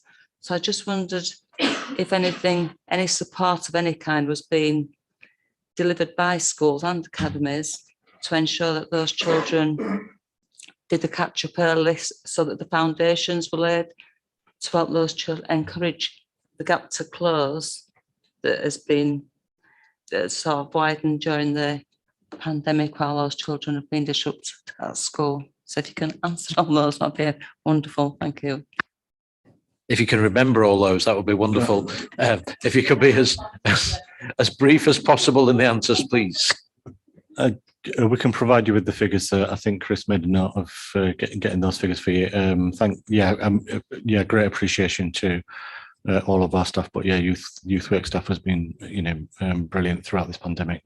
Do you want to do the question on whether there are geographic differences in terms of destinations, please? Yes, that there are variations. I think if I could refer you quickly to Appendix 2B, for a start, you'll see we have a breakdown of need to not known figures by cluster, where there's percentages but also numbers. What we will find is that our inner city clusters tend to have the higher rates as perhaps we may expect, but the breakdown of the figures are there, and the percentage figures that are in there also allow you to sort of compare those across. But we can also try and put the figures in for the main the numbers alongside the percentages as well, to give greater context for the future updates. There was an EHCP question in there. I'll do the EHCP one. And that was about working with families and that engagement. Absolutely. It's very much that we do take a restorative approach. So the entire process with education, health and care plans, very much focused on what it is that the family and the young person wants in terms of the education, both in terms of preferences that sit around school, but also in terms of that identification of needs and provision. So it's often about the conversations that take place rather than the process. We do have statutory timeframes and we've got to deliver within time, but it's about that engagement with families, particularly in those most complex cases, and trying to elicit what that young person's view is as well, and whether it is exactly the same as what the parents, their aspirations are as well for that young person. But they're a key part of it. They're a key part of our send and inclusion strategy as well. And we've recently set up where all the parent forums, we are collating their views and they're holding us to account and challenging us as a service about exactly what we have said we're actually following through and we are doing. And that's very recent. So not just one parent organisation, but the different organisations that sit within the city and taking their feedback and saying, you know, they are part of that governance of what we are doing and whether it's the right thing to be doing. And then childminding question, Julie, and then Shaheen, reception year socialisation. So just in relation to the childminders question, we have been meeting with early years sector right across the city, and that's included childminders. We were doing that, I think, on a weekly basis at one point, and then we've gradually decreased that to termly. So there is a specific opportunity for childminders and other colleagues in the early years sector to raise particular issues with us, and we always respond to those. I do know that our children's centres and also our early help hubs did have devices which they did loan out. Some of that were to individual families, and I'm sure childminders, where there was the need for that, they would have had access to those. I think it's maybe just an opportunity as well, I suppose, just to touch, I think as Sal did, on our early help approach. We've got the early help review underway at the moment. Part of that is about building on our existing early help hubs that we've got in the city. And we're really developing our links between those hubs and libraries, as an example. The NEST programme that we've now got with our children's centres is very much, in the first instance, about engaging. So how can we engage with parents and carers in the city? Once we've been able to engage them and get them through the door of the children's centres, then really know how can we encourage them perhaps to take part in our parenting programmes where we perhaps think that's helpful. How do we engage them in speech and language? So again, I think that early help is really critical to, I suppose, improving outcomes for children right across the centre. So there's a real focus on this agenda in that area. Just going back to your point regarding socialisation for early years, I think the early years sector have mentioned quite a few times that they are seeing that socialisation being an issue, and communication and language. We know that we've received a new early years framework which was set in last year to all educational settings who provide early years provision, and looking at that as being one of the key components, as we've mentioned, with early reading as a source of that. So it's about the school's plans for each individual child, creating opportunity within the curriculum and the day for that socialisation activity to occur. And they are all creating their own ideas and plans around that to ensure that if it's a themes that are drawing from that, whether it's a cluster, whether it's a class, whether it's a key stage, what are we doing in our curriculum to ensure that we are meeting that issue. And we know that with our support from learning inclusion, we have got pathways there to enable the schools to be able to communicate towards their need and where we need to be. We send out our educational psychologists, there are visits from our learning improvement team and learning inclusion team, where we feel that the need is greater than just a social and communication need. It's more than that. And that's where we look at individual assessments for those pupils and what could be possibly needed. If it's a theme that we're drawing as a consensus across the sector, then it's just a result of the pandemic. But how do we drill down into that individual need? So actually it's not as much an educational need, but it's actually just part and parcel of that thematic addressing of those needs that we've seen through the pandemic. So that socialisation is definitely a focus for all settings out there as well. And it's certainly something that we're mentioning in our bronze meetings, in our silk meetings with head teachers and principals, and taking that understanding, that feedback in terms of what can we again provide through that 3A strategy. And as Julie's alluded to earlier, so speech and language communication support as well, and that early intervention. Thank you for that. So if I can finally bring in Councillor Flint and Celia, and then we need to, no, I'm sorry, we're really running short of time, Councillor Renshaw, so we need to take a break shortly. So, so Councillor Flint and then Celia, and then we'll wrap up on this section. I'm sorry, I'm not going to take anybody else now. I'm sorry, we've had a long time on this. Sorry, I'll be brief. Two quick things. I just wanted to kind of really underline what Councillor Pryor was saying about young people's mental health with exams. I've got a daughter in year 12 and know a lot of young people in year 13 and doing mocks at the moment. And I think schools are just dealing with a lot of increased anxiety because young people haven't sat in an exam hall, let alone for kind of 3 hours. So it's really important that we support young people and understand the extra anxiety that exams are causing now. But the other thing I just wanted to flag up was the obesity rates. I think on page 41, we haven't really talked about that. And obviously it shows that there's an increase, significant increase between the least deprived and the most deprived areas. And then the national data for 2020-21 will show that that's kind of further deepened and increased. And I just wondered, where are these figures taken up? Who are they taken up by? Because it's so complex. Really important that we understand the social determinants of health in this, the cost of living, the fact that so many families are in survival mode. So how do we handle this sensitively and structurally kind of going forward? Because because the inequality is deepening. Thank you.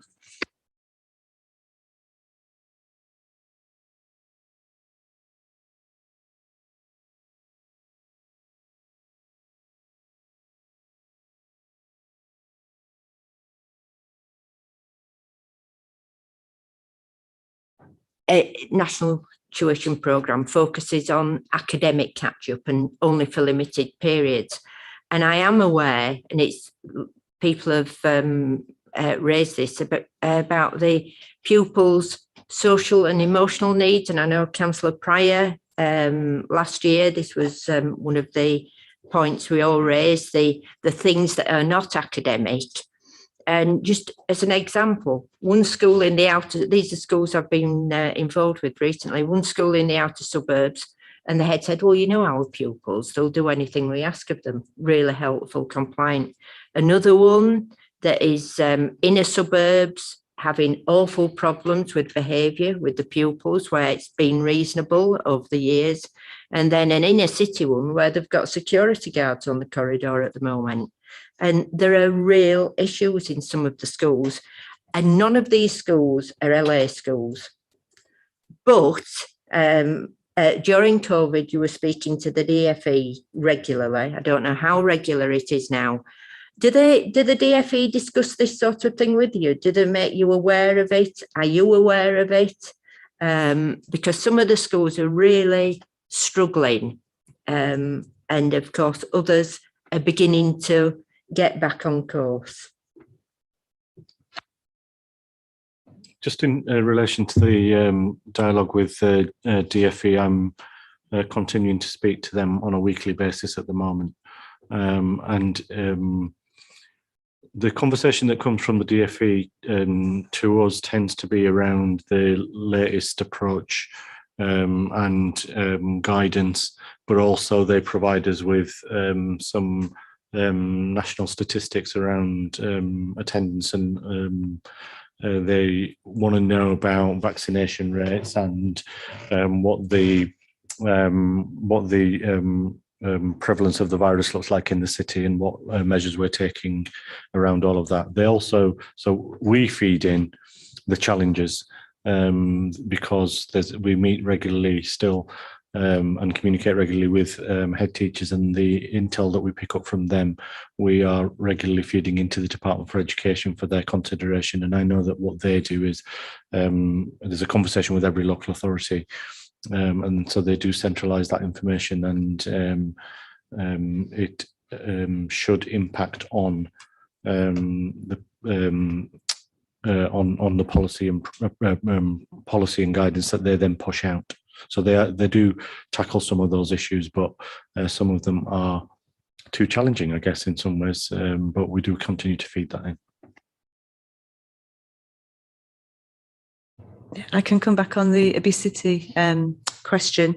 I think in the report it highlights that 2.4%, well, the obesity rate is 2.4% higher amongst reception age children in the most deprived areas of our city, and that's in comparison to the Leeds average.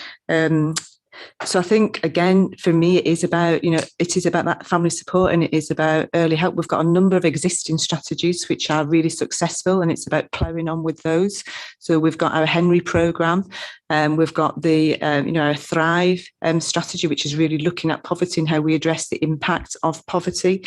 I'll come back to Nesta again, and our children's centres and our early years strategy, and about engaging those parents. And I think for me, it's about ensuring that our early help practitioners, that our early help hubs, that our children's centres know the parents who are struggling, actually, and struggling, often with poverty.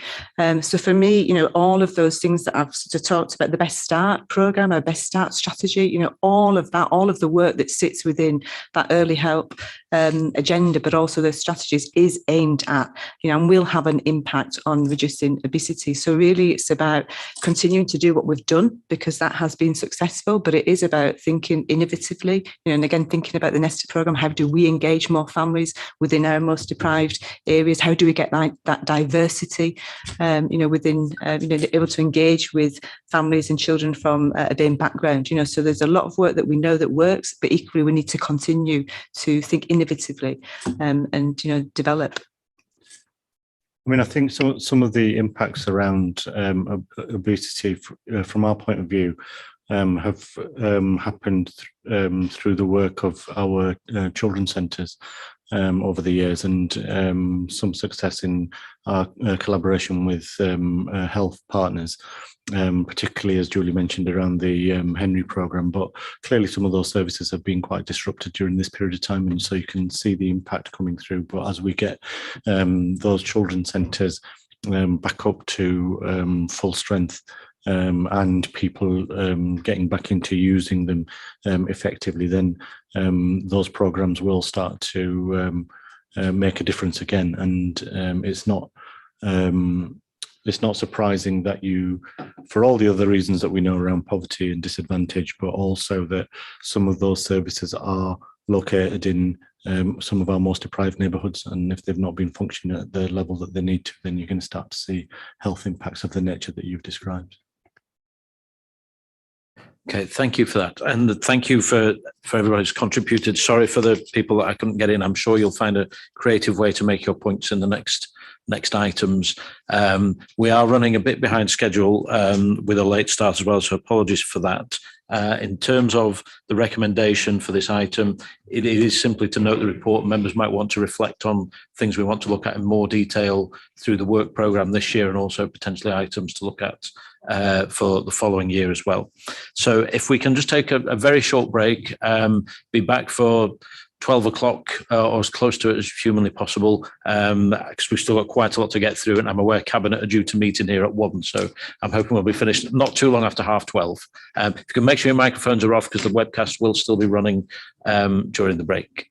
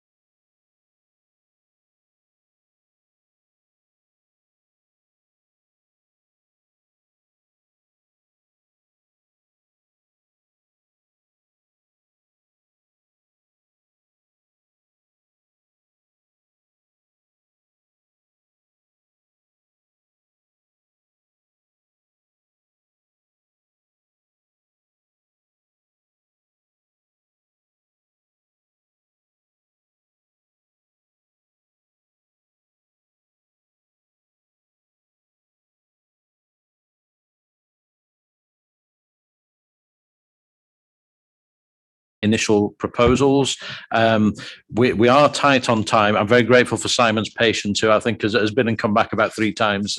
And but thank you. And if you want to introduce yourself, Simon, and then I'll ask Councillors Pryor and Venner and Sal if they've got any initial comments. And then if we could keep the introduction quite brief, just take it that members have read the report, and we'll see what questions and comments there are. So, Simon, if you'd like to introduce yourself and then hand over to Councillor Pryor and Venner, please. Simon Foy, Head of Policy and Intelligence. Thank you. So, Councillor Venner, Councillor Pryor, any initial comments? Councillor Lamb, I was going to refer briefly to our proposal for Leeds to become a marmot city, which is linked to this item. But I'm really aware we're pressed for time. But perhaps I'll bring that back to a future meeting, because it's been to Councillor Marshall-Catton's Scrutiny Board, because it's public health. But because we're planning to focus on children, it pertains to this Scrutiny Board and also aligns to the best city ambition, but I'll bring it to a future meeting because of the time pressure. Okay, thank you. And Councillor Pryor, any? Happy to go straight into questions for time. Okay. Simon, was there anything by way of introductory comments you wanted to make? Just to say that we obviously have had input into the development of the plan. One of the things, I guess, for the Scrutiny Board to notice is that you've got the plan is set out within the 3 pillars, and there are different levels at which it operates. And we would see at the second level that sits underneath the 3 pillars, we would see the child-friendly Leeds ambition and the children and young people's plan in at that level as key strategic priorities for the city.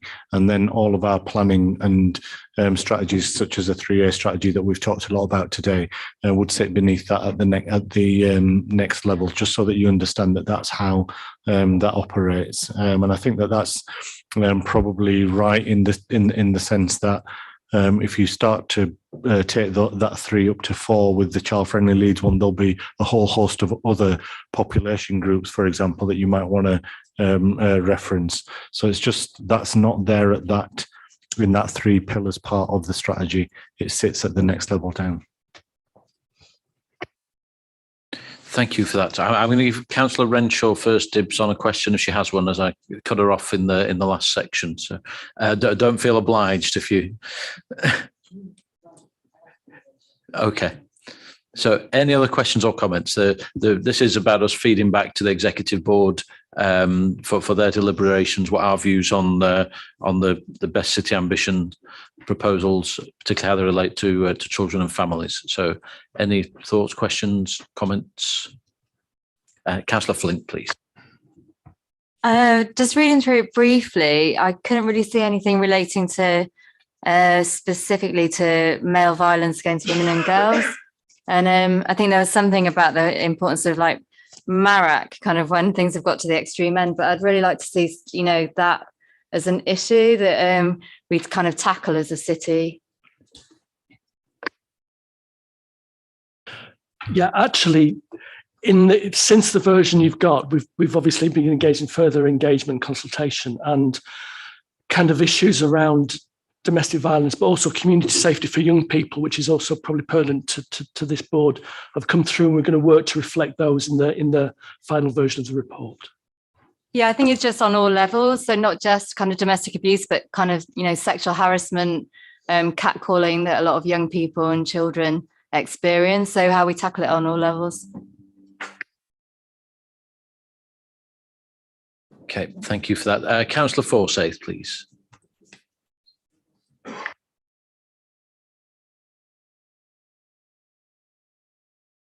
Oh, sorry.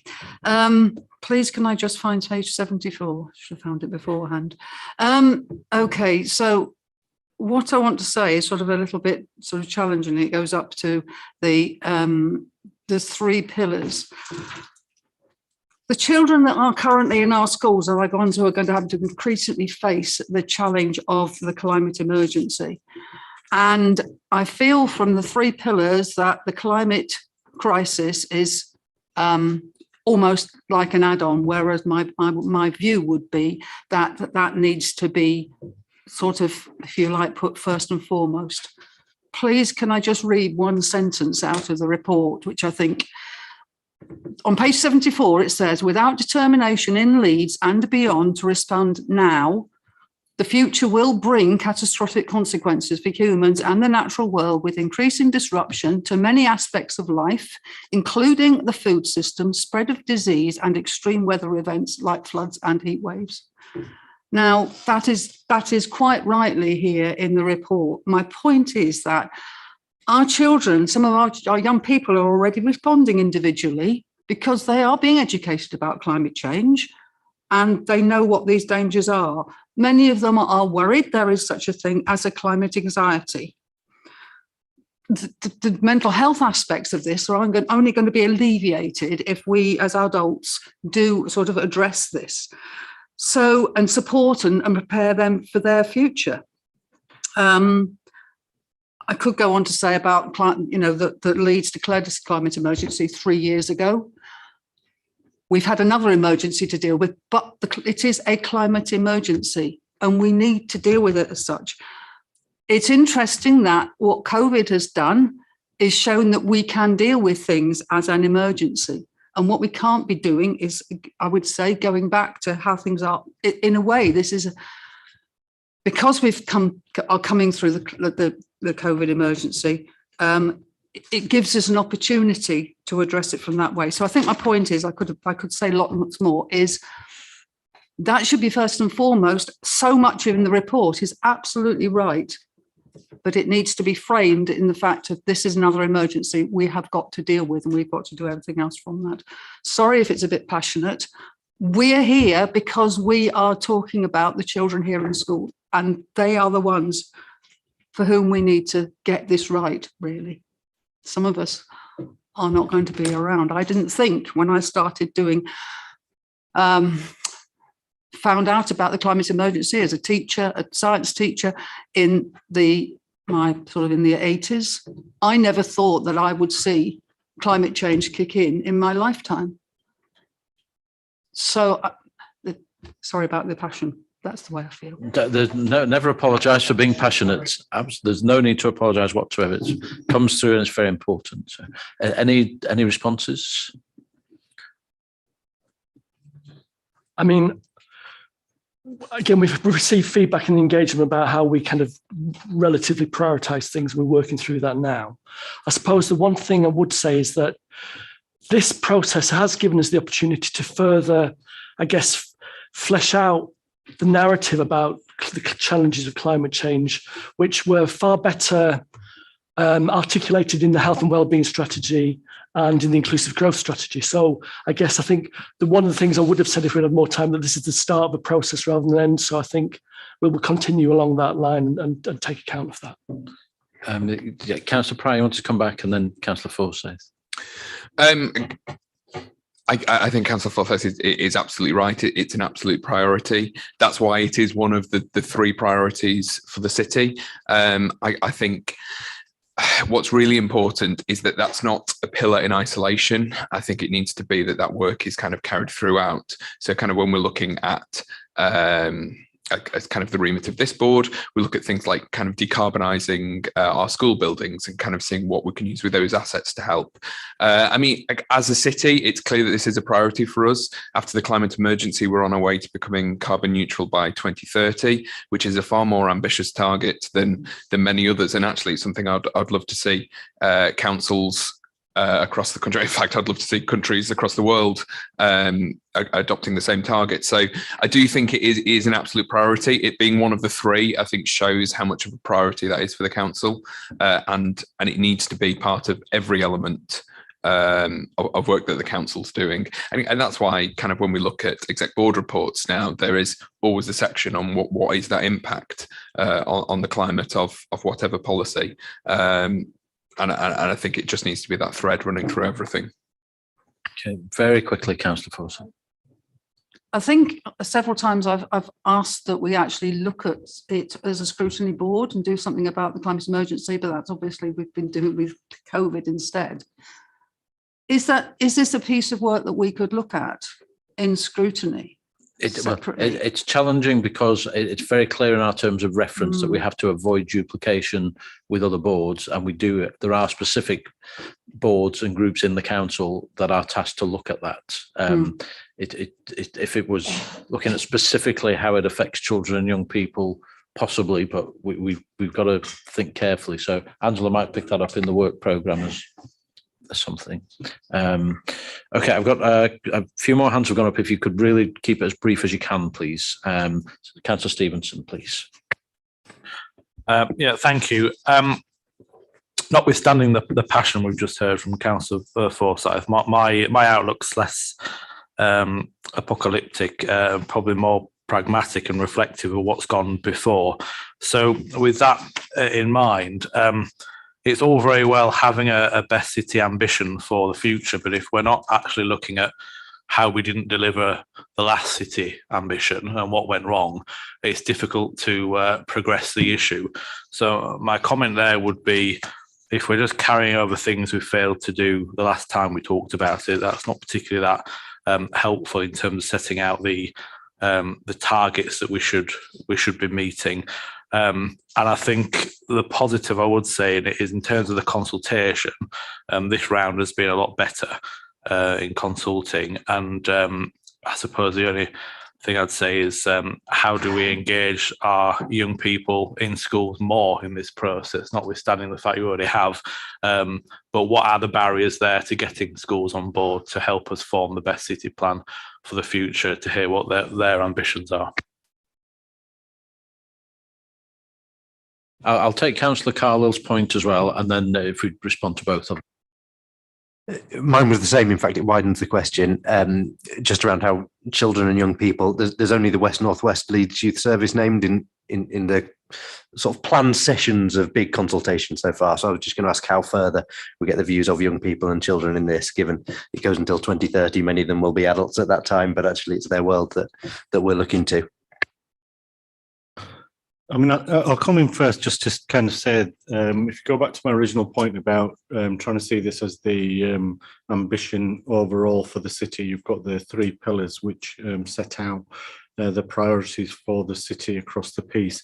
And then what you will have are a layer of strategies that are more specific. And so that's where I would start to see some of the overlap between the strategies that we have around the children and young people's plan and how is that impacted upon by climate change, for example. What are we doing in terms of engaging with and speaking to children and young people about climate and their views about it? And we did quite a lot of engagement over the last couple of years. It might be a little bit longer actually, but where children and young people have been engaged in work with the Children's Partnership in terms of their feeding in their views and ideas about what should happen for us as a city. So I think this sets out the overarching ambitions for the city. There's the next layer of strategies would be those that we as a children's services would have much more ownership and drive on in terms of those specific impacts for children and young people. And to pick up the kind of the performance and the measuring points. Again, this is a high level kind of framework under which, as Sal said, the existing key strategies will sit and will continue to be reviewed. So I envisage that we will review those performance frameworks as we go forward. For the current performance frameworks, we're taking this year as a transitional year, so we will continue to report against the existing KPIs and benchmarks throughout this year with a view to work with Scrutiny and colleagues to think about what our new performance structure or revised performance structure would look like. In terms of the ongoing consultation with young people, immediately following the kind of hopefully the adoption of this kind of refreshed framework, we're embarking on a review of the health and wellbeing strategy, which is underway, but also then the inclusive growth strategy will follow quickly afterwards. And I think there's a real opportunity to have Sal and his colleagues to think about how we ensure that input of young people into those two I mean, and as well, the point made about climate change, those kind of pivotal 3-pillar strategies. So we'll ensure that we continue that work. And I know I keep saying this, but we see this as the start of a process rather than the end. Thank you. So if I can just take quick comments, please, from Celia and Councillor Renshaw, and then we'll wrap up on this section. Thank you, Chair. One way we could influence schools is by developing resource-based, information-based for schools, for them to develop their curriculums. But I also note that, there was such a lot of paper, I may have missed it, but reducing waste, increasing reuse and recycling, rather than just continually demanding, making a demand on natural and synthetic resources. And that also could, apart from, encouraging everybody in the city, but it could be directed at schools as well and children. Can we open a repair shop, please? Because instead of throwing things away at Meanwood Dump, I could think of, them being mended and reusing them. Thank you, Celia. Councillor Renshaw, please. Thank you, Chair. I'd just like to add some complimentary comments, really, because I know the youth service in my ward are doing a programme where they're actually growing their own vegetables and plants within a piece of, it's an orchard, but they've picked the fruit, delivered it to food banks within the area. And I just think that can be embedded at a much earlier, younger age, because it's children's ideas, and then it can be incorporated into the curriculum that's delivered in any subjects, because you can build it into any subject that you deliver within schools. And I think that would be really useful to put a programme together to get, to deliver through schools. And then we used to have a programme as well about walking to school for healthy lifestyles that linked in with this. And for some reason, it's sort of fizzled away. And the number of times parents get asked to walk the children to school for the cleaner environment, cleaner air. And I think that would be useful to try and start that off again. Okay, thanks, Councillor Renshaw. And then if I could just add a couple of final comments, just following up from what some other colleagues have said. I think in terms of the overall strategy, there's loads of really good stuff in, and having been sat around this table and in the old room 6 and 7 many years ago and seen the entire children's services journey from the sorry state we got ourselves into to where we are, you can see there's a huge transformation in that time. You cannot deny that. The two things I think we highlighted when we did the child-friendly inquiry a couple of years ago were actually, while all of that improvement was very much concentrated within children's services, the weakness perhaps was the rest of the council embracing the obsessions and the child-friendly ambition, and there's been improvements since then. I can see that in planning and development, not nearly enough, but there's been progress. But what I'd like to see in this ambition around climate emergency, around children's service issues, is it's not just a high-level strategy that then becomes children's services to have ownership of the children's bits, but the ownership retains and remains across the council. That the way this is worded and written and presented and enforced is, it isn't, as Councillor Lay described earlier, a nice strategy that gathers dust and everyone gets on and does what they do, but actually every department of the council and its partners takes ownership of these ambitions. And the final point for me is, we've had the ambition to be a child-friendly city for 10 years and it's made a huge amount of progress. I would like in the next 10 years that it's not an ambition anymore. So I'd like a firm commitment in it that it will be a reality within, and that we put some firm timelines and goals on it, that we will be a child-friendly city. We won't have an ambition to be it. We've had that for 10 years. So let's make sure we are a child-friendly city at some point in the next plan cycle. So that would be my final point. So any other things you want to wrap up on?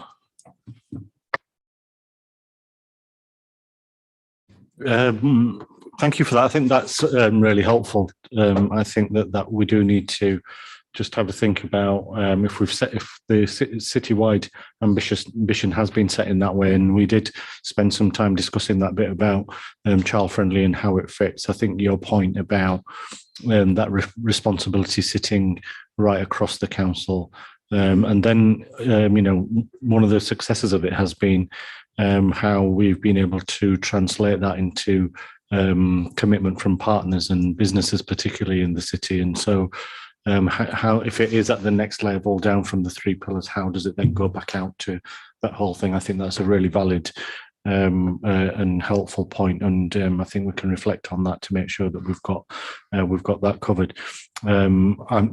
Again, this ambition around child friendly, part of the driver with that is to if you kind of say we've got there, then you stop trying almost. And so part of the ambition is always about what next, really, in some ways, in order to take us towards that ambition. And I do think I agree with you, that from some of the difficult places that we were in, we have seen significant improvement, particularly for some of our most vulnerable children in key areas. But there's far more to do. And we want to remain absolutely ambitious about that child-friendly status. And so I agree, there's probably something about trying to sign some things off, but never losing the actual, always aspiring to be better, always aspiring to be more child-friendly, I think is probably the thing that I'd want to stick with. No, I'd agree with that. I think the job's never done. Whatever you sign, we should always be more ambitious for children. But I think we've captured some good things to feed back to the exec board there. So thank you everybody for that. So now if we can move on to items 10 and 11, which is the financial health monitoring and the initial budget proposals. And I'm certain that Tim will be leaping to come and share lots of information with us. So he will introduce himself in a second. Obviously conscious that the board did have a working group in December, and so I've already had an opportunity to look at this. So I think what would be useful is Tim, if you could just cover what has changed from December to now, and then we can focus any questions and comments around that, please. Thank you. Good afternoon, everybody. Tim Pouncey, Chief Officer for Resources and Strategy. Councillor Lamb, the first report is the month 7 dashboard report that went to Executive Board in January, and that was the position as at October. We are starting to see a consolidation of the projected overspend within children and families at around about the 9 million level. The analysis in the paper goes on to describe the extent to which some of that overspend, or the majority of that overspend, is accounted for by the impacts of COVID, and the way in which the council accounts for some of the COVID grants that we received from government. They're all held within strategic accounts. So we've not got the income within children and families that the council has got to offset some of these additional COVID costs. I'm conscious that the Scrutiny Board have received regular updates on the financial dashboard. And I didn't want to necessarily spend too much time on this. However, I just wanted to highlight one variation since the previous report to the Executive Board, which was that in the month 7 report, we factored in the cost of the pay award. Now, for the Children and Families Directorate, that was about 1.4 million. So that was another pressure on top of everything else that we've had to deal with this year, on the basis that when the budget was set, the suggestion was that the pay award would be 0. So we've now factored in the cost of that pay award, and we've offset some of that pressure by bringing into account a rebate on a PFI contract to offset the pressure from the bringing into account the pay award. I'll pause there on month 7 to see if there are any questions, but we're settling out round about a 9 million projected overspend. and there are still mitigations to put in place as we move towards the end of the financial year, but we're becoming far more secure in terms of the assumptions that we've built into those projections. Okay, thank you, Tim. Councillor Lay's got a question at this point. Yeah, very quickly on that very point. I may have been told, or I may not have been told, but of that 9 million, it appears on the dashboard, page 107, that nearly 7.5 million of that is payments to third party. Could you just remind me what payments to third parties are? Because it appears we're 7.5 million overspent on that. So just bear with me while I find page 107. It is on the dashboard. Yeah, it's effectively payments in respect of children looked after to providers of care. So this is external residential establishments, or it's independent fostering agencies. It's payments of that type. 7.5 million seems a lot to be overspent, and I can see Councillor Venner might want to come in and put some context to it. Yeah, I mean, it's a national issue that during the pandemic, there was a really desperate shortage of placements, and a lot of private sector providers hiked up their prices, and that's had quite a lot of national publicity. And the Competition and Markets Authority were at one point doing an investigation into the market. Not that it should be a market. Unfortunately, the teeth kind of got taken out of that investigation, but it is nationally recognised that a lot of money is going into private sector companies that are making vast profits around looking after some of our most vulnerable children. This is why our Invest to Save proposals are really, really important, that they will save money, but it's also totally the right thing to do. So the two Invest to Save proposals are to create a level 5 foster carer. We only got to level 4 at the moment, and also to build 8 children's homes that will look after 1 or 2 children, at the most 2.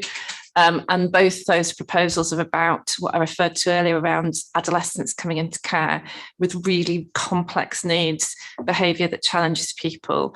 And that's where we're spending money on expensive external residential placements, particularly on the residential. We're talking about children who can't live in a family setting because they've had such a traumatic early life experience. They need to be cared for by a professional team.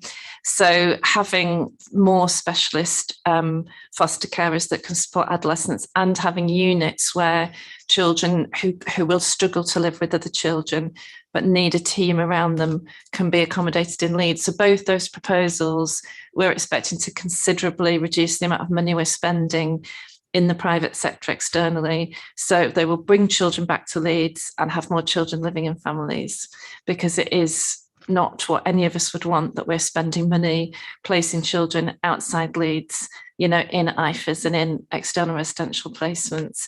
And nationally, you know, a huge number of authorities are overspent on this budget and have spent more during the pandemic, when there's been a desperate increased need and price inflation. Thank you. Did you want to come back quickly, Councillor? Just for clarification, yeah. So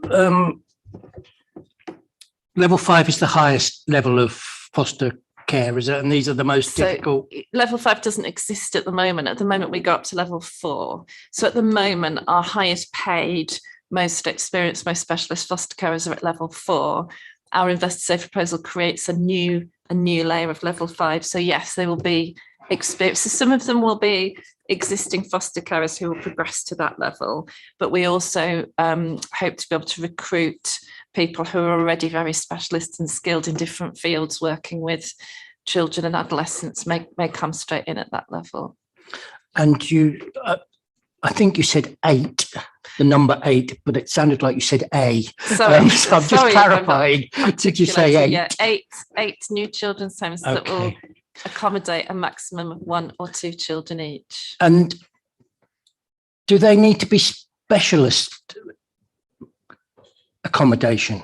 Could you, excuse my ignorance, but could you just not buy a 3-bedroomed house like people with 20 years ago, 30 years ago, we did care in the community, and lots of people with learning disabilities and mental health moved into the community and moved into communities, into ordinary houses that were adapted internally.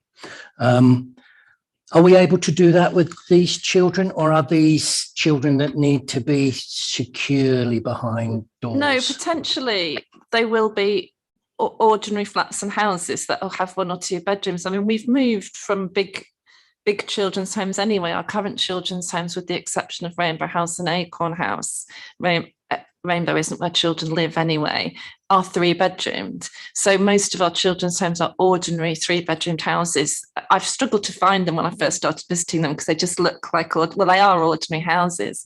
But even with 3 children or 4, some they're 3 or 4 bedrooms, some of the children that we work with can't live with other children, and Ofsted really focus on matching when they inspect children's homes. And for a while we had a children's home that had 1 child in it, that was a bigger house because this child needed to live on his own. So no, they're not going to look like, they're not going to stick out. They will be ordinary looking 1 or 2 bedroomed houses or flats that children can live in. Okay, thank you for that. I've no more indications on that, Tim. So if you want to move on to the budget proposals, please.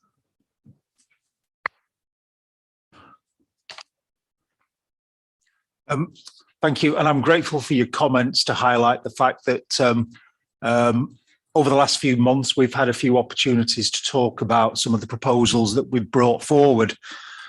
So what you've effectively got in front of you is the latest report that's been to Executive Board that we term the initial budget proposals.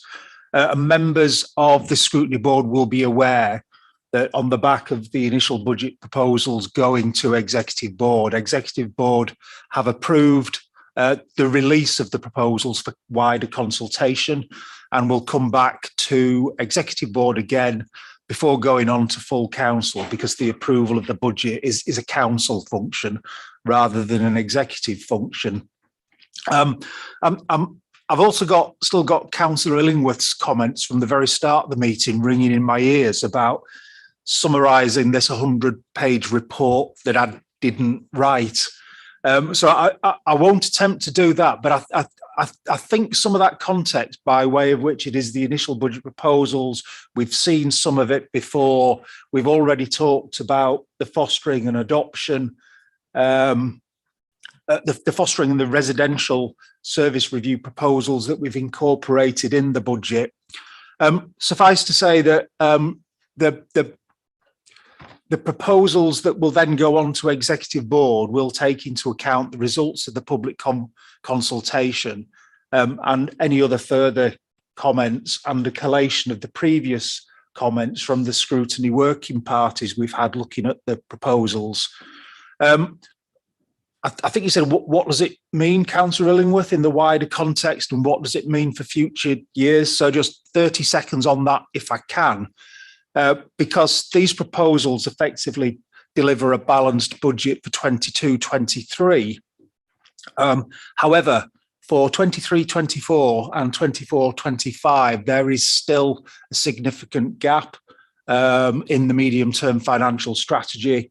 30 million in 23-24 and 25 million in 24-25. So there is still a significant amount of work to do in terms of delivering that balanced budget. We've talked to a degree about the fostering and residential proposals. You asked Councillor Lamb about any further proposals that have been brought forward by children and families.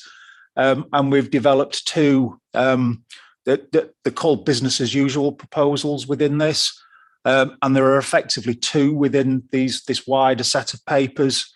One is around some operational efficiency savings that amount to £500,000 each and every year through the course of the medium-term financial strategy, and effectively represent some of the operational and working efficiencies that we've learned over the last couple of years of different ways of working and the like. And the second proposal is a one-off saving around some of the costs that we incur in respect of schools' premature retirement costs and FE pensions. The council picks up some of the premature retirement costs when a school is in financial difficulty. And over the course of the last few years, we've seen quite a reduction, excuse me, in the number of teachers that have retired via this route. So we're taking the opportunity to take a one-off saving. I have to say, I think we'll be revisiting the same budget code this time next year to look at those trends. But I was anxious about taking that out of the base completely. I think we need to look again in another year's time. So in summary, perhaps I can highlight page 193 for you, because that effectively summarises the impact of all these changes on the children and families budget. So our percentage of the council's net managed budget remains remarkably similar at about 25% of the council's overall revenue budget. Despite what I've just talked about in terms of some of the savings that we've had to identify, what this does see is that the children's net managed budget increases from 117 million to 130 million. And that table identifies some of the significant contributing factors to that increase in resources available to us. And I'll not go down the list in that table, but I can perhaps just highlight a few of them. Pay inflation is one such factor which was taken account of in the medium-term financial strategy and therefore contributed to the overall target that we had to achieve. There are inflationary costs. Councillor Venner mentioned the impact of the last few months on some of the fees that we are seeing from residential and IFA providers, and we've tried to factor in the cost of inflation on those budgets, which is significant, and also demand and demography, which takes into account the fact that from the start of the 21-22 budget to now, we've probably got 50 more children looked after than we had when we set the budget. So this attempts to ensure that we have sufficient budget to pay for those placements. The demand and demography also takes into account some of the rising challenges we've got in home to school transport and increased number of children being eligible for home to school transport. So that's factored into the budget as well. I'll probably pause there in terms of the list of them, but that then does take us to a net managed budget for next year of 130 million, which represents a £13 million increase on the budget for the current financial year. Those savings, those increases that we've seen in the budget are offset by the savings from the savings review around fostering and residential and those business as usual savings that I've just outlined. Okay, thank you very much, Tim. I think that's pretty comprehensive. Are there any comments or questions for Tim? Councillor Lay? Sorry about this. I don't mean to hog the meeting, but I do like to try and understand facts and figures.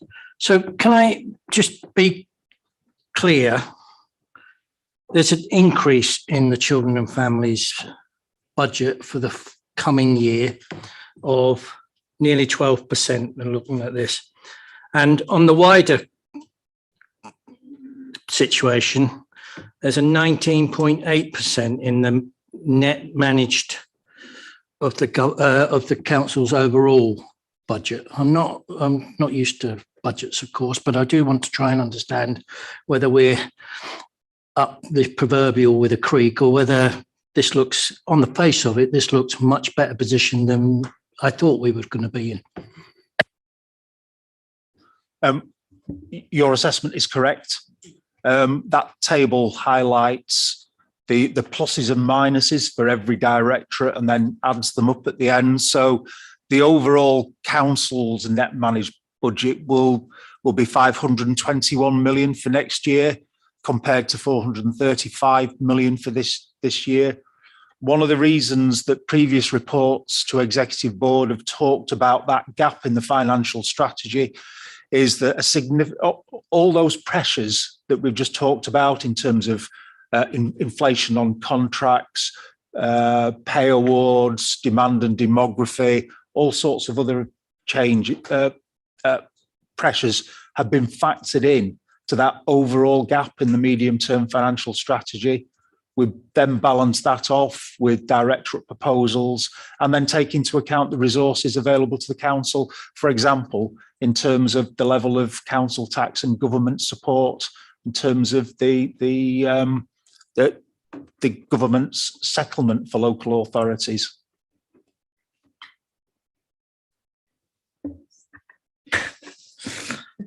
Okay. Right, I'm not seeing any more hands or questions. Or Councillor Stevenson. Yeah, thank you. Tim, refer to paragraph 5.5.4. Just to clarify. Sorry. Oh, crikey! I've written my notes down here. Sorry. The proposed budget. Oh, they are. Thank you. I was doing my bit for the environment, not printing it out, which some will be pleased about. I'm looking at the reserves and in the strategic contingency. So I think I've interpreted this right, that it's set to be 27.3 million at the end of 22-23. And then we intend to use a further 15 million of that the year after. So that reserve, am I correct in that the funding support that the council received through COVID, the additional money than we're expecting, has one way or the other effectively bolstered the reserves from which we will draw in future years? Is that correct? The short answer is I'm not entirely sure, Councillor Stevenson. I've not had any involvement in the calculation of the reserves. My input to this report has been around the implications for children and families. So I've read it like you have, but I don't particularly want to be drawn because I would be speculating in terms of a precise answer to your question.